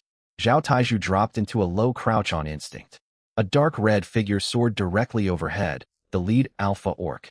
Its horizontal rod swing sent a powerful gust of wind washing across Zhao Taizhu's upper back. No damage connected. Lu Yuan's timely warning had let him evade the killing blow. The alpha orc stepped over Zhao Taizhu's hunched form, slamming its iron rod hard into the ground with a thunderous crack that split a jagged fissure through the soil. It twisted around, its vertical slitted eyes locking onto the crouched man. The iron rod raised high overhead for a fatal strike. A dagger plunged deep into the creature's nape from behind. Lu Yuan had arrived. No one could pinpoint exactly when he had circled into the alpha orc's blind rear zone, maneuvering with pinpoint precision thanks to his maxed Wild Instinct LV.3 sensory ability. The alpha orc possessed its own Wild Instinct LV.1 passive granting 30 meters of detection range, but Lu Yuan's Wild Instinct LV.3 covered 40 meters of sensing radius. 2 full tiers higher. A higher tier Wild Instinct could fully map the detection boundary of lower tier versions of the same skill. In short, Lu Yuan knew the orc could only register moving targets within 30 meters. He circled outside that perimeter to sneak into its rear blind spot. Then he crept forward at a glacial pace slower than 1 meter per second, slow enough to evade the monster's sensory detection entirely. He spent 2 minutes creeping into position 2 meters directly behind the alpha orc. Then he waited patiently. He bided his time for the 0.5-second attack wind-up window the instant the orc lifted its rod to execute Zhao Taizhu. The dagger drove home. This was no longer a superficial grazing strike. Lu Yuan channeled his full body weight into the blade, driving forward with his torso's momentum as his right arm thrust backward into the orc's neck flesh. The dagger tore cleanly through the muscle layer of the nape, sinking twice as deep as his previous superficial cuts. Damage value popped up, 41 points. Beast Form LV.3 activated mid-combat, boosting attack power by 50% for 10 continuous seconds. 41 times 1.5 is equal to 61.5 total damage dealt. The alpha orc held 400 base HP and now retained 338.5 HP remaining. Still not enough to land a finishing blow. Lu Yuan refused to pause his assault. Second stab, third stab, fourth stab. Each thrust landed less than a second apart. The orc's turning speed could not keep pace with his rapid dagger strikes, reopening the same neck wound repeatedly to tear it wider with every slash. Damage values flashed sequentially. 58, 62, 55. The alpha orc finally whirled around, sweeping its iron rod in a wide arc. Lu Yuan stepped backward 1 pace. Thorn LV.3 triggered automatically, repelling the orc's rod mid-swing and knocking the beast slightly off balance. The weapon veered off course, sailing 10 centimeters above Lu Yuan's crown. Fifth stab, sixth stab. The 10-second duration of his beast form LV.3 buff was nearly exhausted. Lu Yuan had to stack enough damage before the attack boost faded entirely. Seventh stab. A gaping, blood-soaked cavity split open across the alpha orc's nape. Dark crimson blood streamed down its spine, soaking into its crude bone-plating armor. The monster staggered unsteadily on its feet. Eighth stab. Lu Yuan drove the dagger sideways into the vulnerable neck artery, knowledge he had gained from years dissecting small animals, letting him pinpoint the exact location of vital blood vessels. Damage registered, 97 points. Striking during the final second of the beast form LV.3 buff, the damage multiplied once more. 97 times 1.5 is equal to 145.5 damage points. The alpha orc retained fewer than 10 HP. It crumpled heavily to the ground, its iron rod clattering against the dirt and kicking up a cloud of dust. Orc Scout times 9 eliminated. Predatory Devour activated. All passives extracted. Beast Form LV.3, Claw Rend LV.2, Thick Hide LV.3, Wild Instinct LV.2, Warcry LV.2, Combat Scent LV.1, Howl LV.1, Rapid Regeneration LV.2. 8 distinct passive abilities harvested in total. Among these, Warcry LV.2 was an entirely new passive category for Lu Yuan's collection. Lu Yuan knelt beside the alpha orc's corpse, drawing heavy, labored breaths. His stamina gauge had plummeted from 36% down to a mere 8%. for old scar wounds along his left forearm had split open and begun bleeding freely. Regeneration Shard LV.6 stacked with his newly acquired Rapid Regeneration LV.5, granted an 8% stamina recovery rate per second, mending his wounds at a rate of roughly 12 HP healed each second. It would take approximately 10 seconds for his stamina to climb back to a safe threshold. 10 seconds was all he needed. He scanned the rest of the battlefield. 3 orcs remained active, the 2 from the left flank plus the 3rd orc that had deserted the front line. Deprived of the Alpha's Warcry buff aura, their base attack value dropped from 138 back down to its original baseline of 120. The beasts were still alive, however, and they had spotted their leader's lifeless body on the ground. All 3 orcs unleashed deafening roars in unison. These were no battle, enhancing war cries. Raw, furious rage echoed across the battlefield. They charged straight toward Lu Yuan as a unified pack. Lu Yuan pushed himself upright. He lacked the stamina to run. His stamina meter hovered at only 8%, requiring 10 more seconds of passive regeneration to recover. The 3 orcs were 20 meters away and would close the distance in roughly 3 seconds. He would not make it out in time. Militiamen. Lu Yuan's voice came out hoarse and strained. The 7 automated militiamen responded to the command instantly, devoid of human fear or hesitation. 3 charged forward from the frontline direction, 2 circled around from the left flank to flank the hostiles, and the final 2 planted themselves directly in front of Lu Yuan as a living shield. The 3 charging orcs collided headlong into the militia formation. Bang, bang, bang. 3 militiamen were crushed by the brute force of the rod strikes. Thorn Reflection triggered, dealing 24 reflected damage to each orc without the Warcry damage amplification bonus. Archers loosed arrows from the rear, landing 2 out of 3 shots for a combined 24 damage. Zhao Taiju, the bald, burly warrior, had somehow struggled back onto his feet. Current HP, 24, stamina meter, 8%. His hands shook violently around the shaft of his bone club, yet he stood firm regardless. 3 foes left. Zhao Taiju rasped in a rough voice. Rest yourself. I'll handle this. He sprinted headlong into combat. His bone club crashed into the first orc's skull for 37 damage points. The orc retaliated instantly, slamming its iron rod squarely into Zhao Tieju's shoulder, dealing 88 damage. Zhao Tieju's current HP of 24 dropped into negative values in an instant. He collapsed onto the ground. Even as he fell, his bone club connected with the orc's head for a final 37 damage strike. The first orc was left with only 24 HP remaining. Fresh militiamen respawned and raced back onto the battlefield. The archers fired 1 more volley with 2 successful hits. The first orc toppled dead. Orc scout times 10 eliminated. He moved on to the second orc, then the third. Militiamen charged forward to tank blows and perished, triggering 24 points of thorn reflection damage with every incoming strike.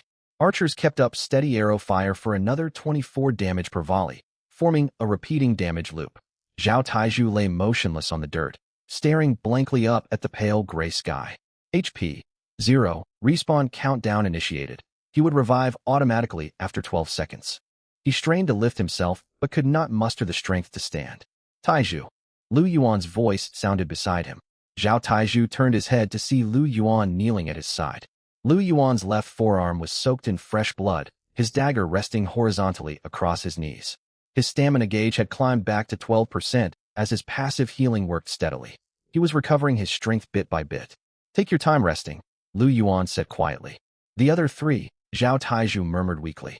The militia and archers have the situation contained. Zhao Taiju shifted his gaze toward the ongoing fight. The 7 militiamen paired with 3 archers maintained an automated defensive formation. Militiamen died, teleported back to spawn, returned after their cooldowns, and were slain once again in an endless cycle. Archers sustained continuous arrow fire from the rear ranks. The 2 surviving orcs were trapped surrounded by militia units, taking reflected damage with every attack they landed. While absorbing arrow volleys in quick succession, they had no viable path to escape the encirclement. Total damage output every 6 seconds. 48 reflected thorn damage plus 48 archer damage equals 96 combined damage points. Total collective HP of the 2 orcs, 400 times 2, is equal to 800 HP total. They would fall in approximately 50 seconds. Zhao Taiju watched the scene unfold silently. You really are something else, he muttered under his breath. Lu Yuan offered no verbal reply. He observed the militia and archer cycle unfolding before him. Watching the gray system, Controlled troops fall and respawn endlessly against the orcs while food supplies drained at an alarming rate to fuel their repeated revivals. 50 seconds ticked by. The second orc collapsed to the ground. 20 more seconds passed, and the final orc was eliminated as well. Orc Scout times 12 eliminated. Global server announcement. Congratulations to player Lu Yuan for eliminating 12 Orc Scouts. Achievement Alien Hunter unlocked. Achievement rewards. Territory EXP plus 500, Spirit Stones times 20. 12 orcs from this assault wave alone. Adding the 6 orcs he had slain previously brought his total orc kills up to 18 in full.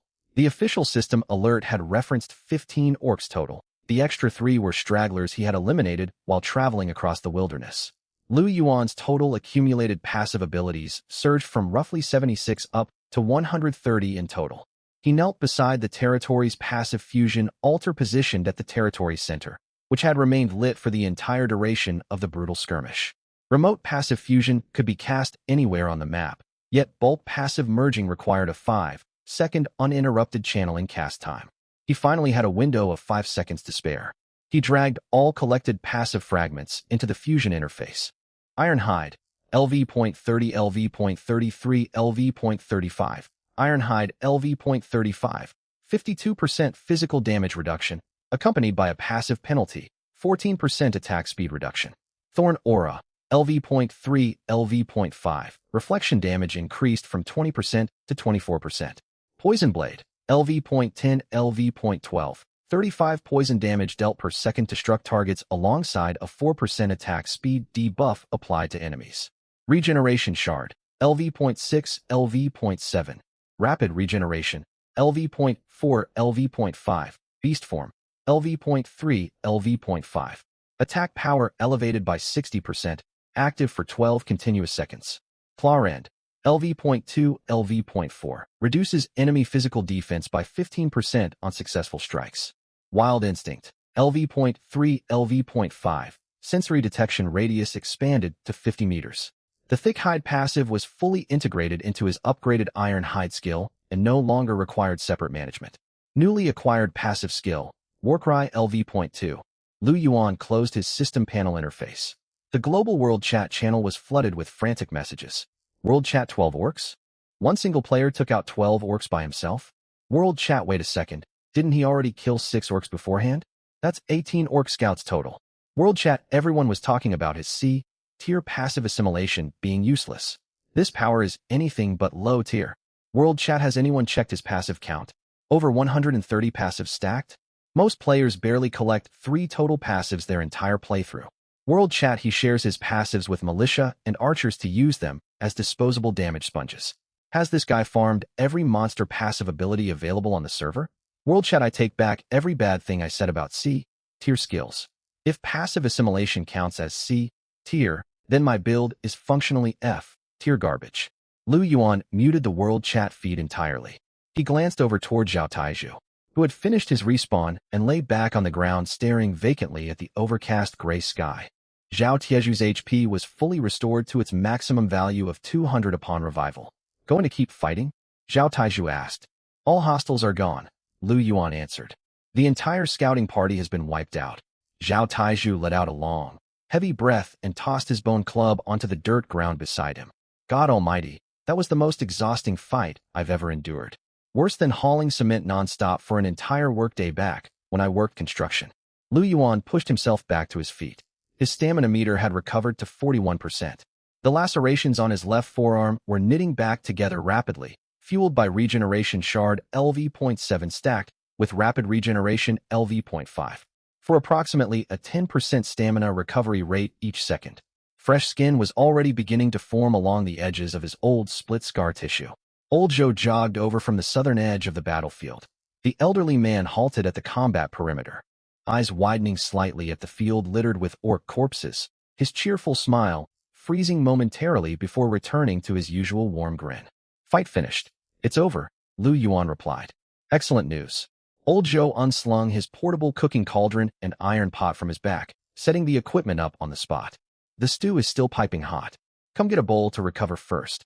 Lu Yuan sat down to sip a bowl of the hearty broth, with Zhao Taizhu pushing himself upright to do the same. The two men leaned against the territory's wooden palisade fence, each cradling a steaming ceramic bowl as they gazed out toward the pale gray horizon. The territory's protective novice zone barrier had faded away entirely. A system notification had popped up 2 minutes before combat concluded. Reading, Novice Zone Protective Barrier deactivated. No additional orc raiders surged inward following the barrier's collapse. However, the full scouting detachment had been completely annihilated. Lu Yuan pulled up his passive assimilation skill panel once more. Current skill level, LV.5. Total monster kills recorded. 100 plus 12 is equal to 112 kills total.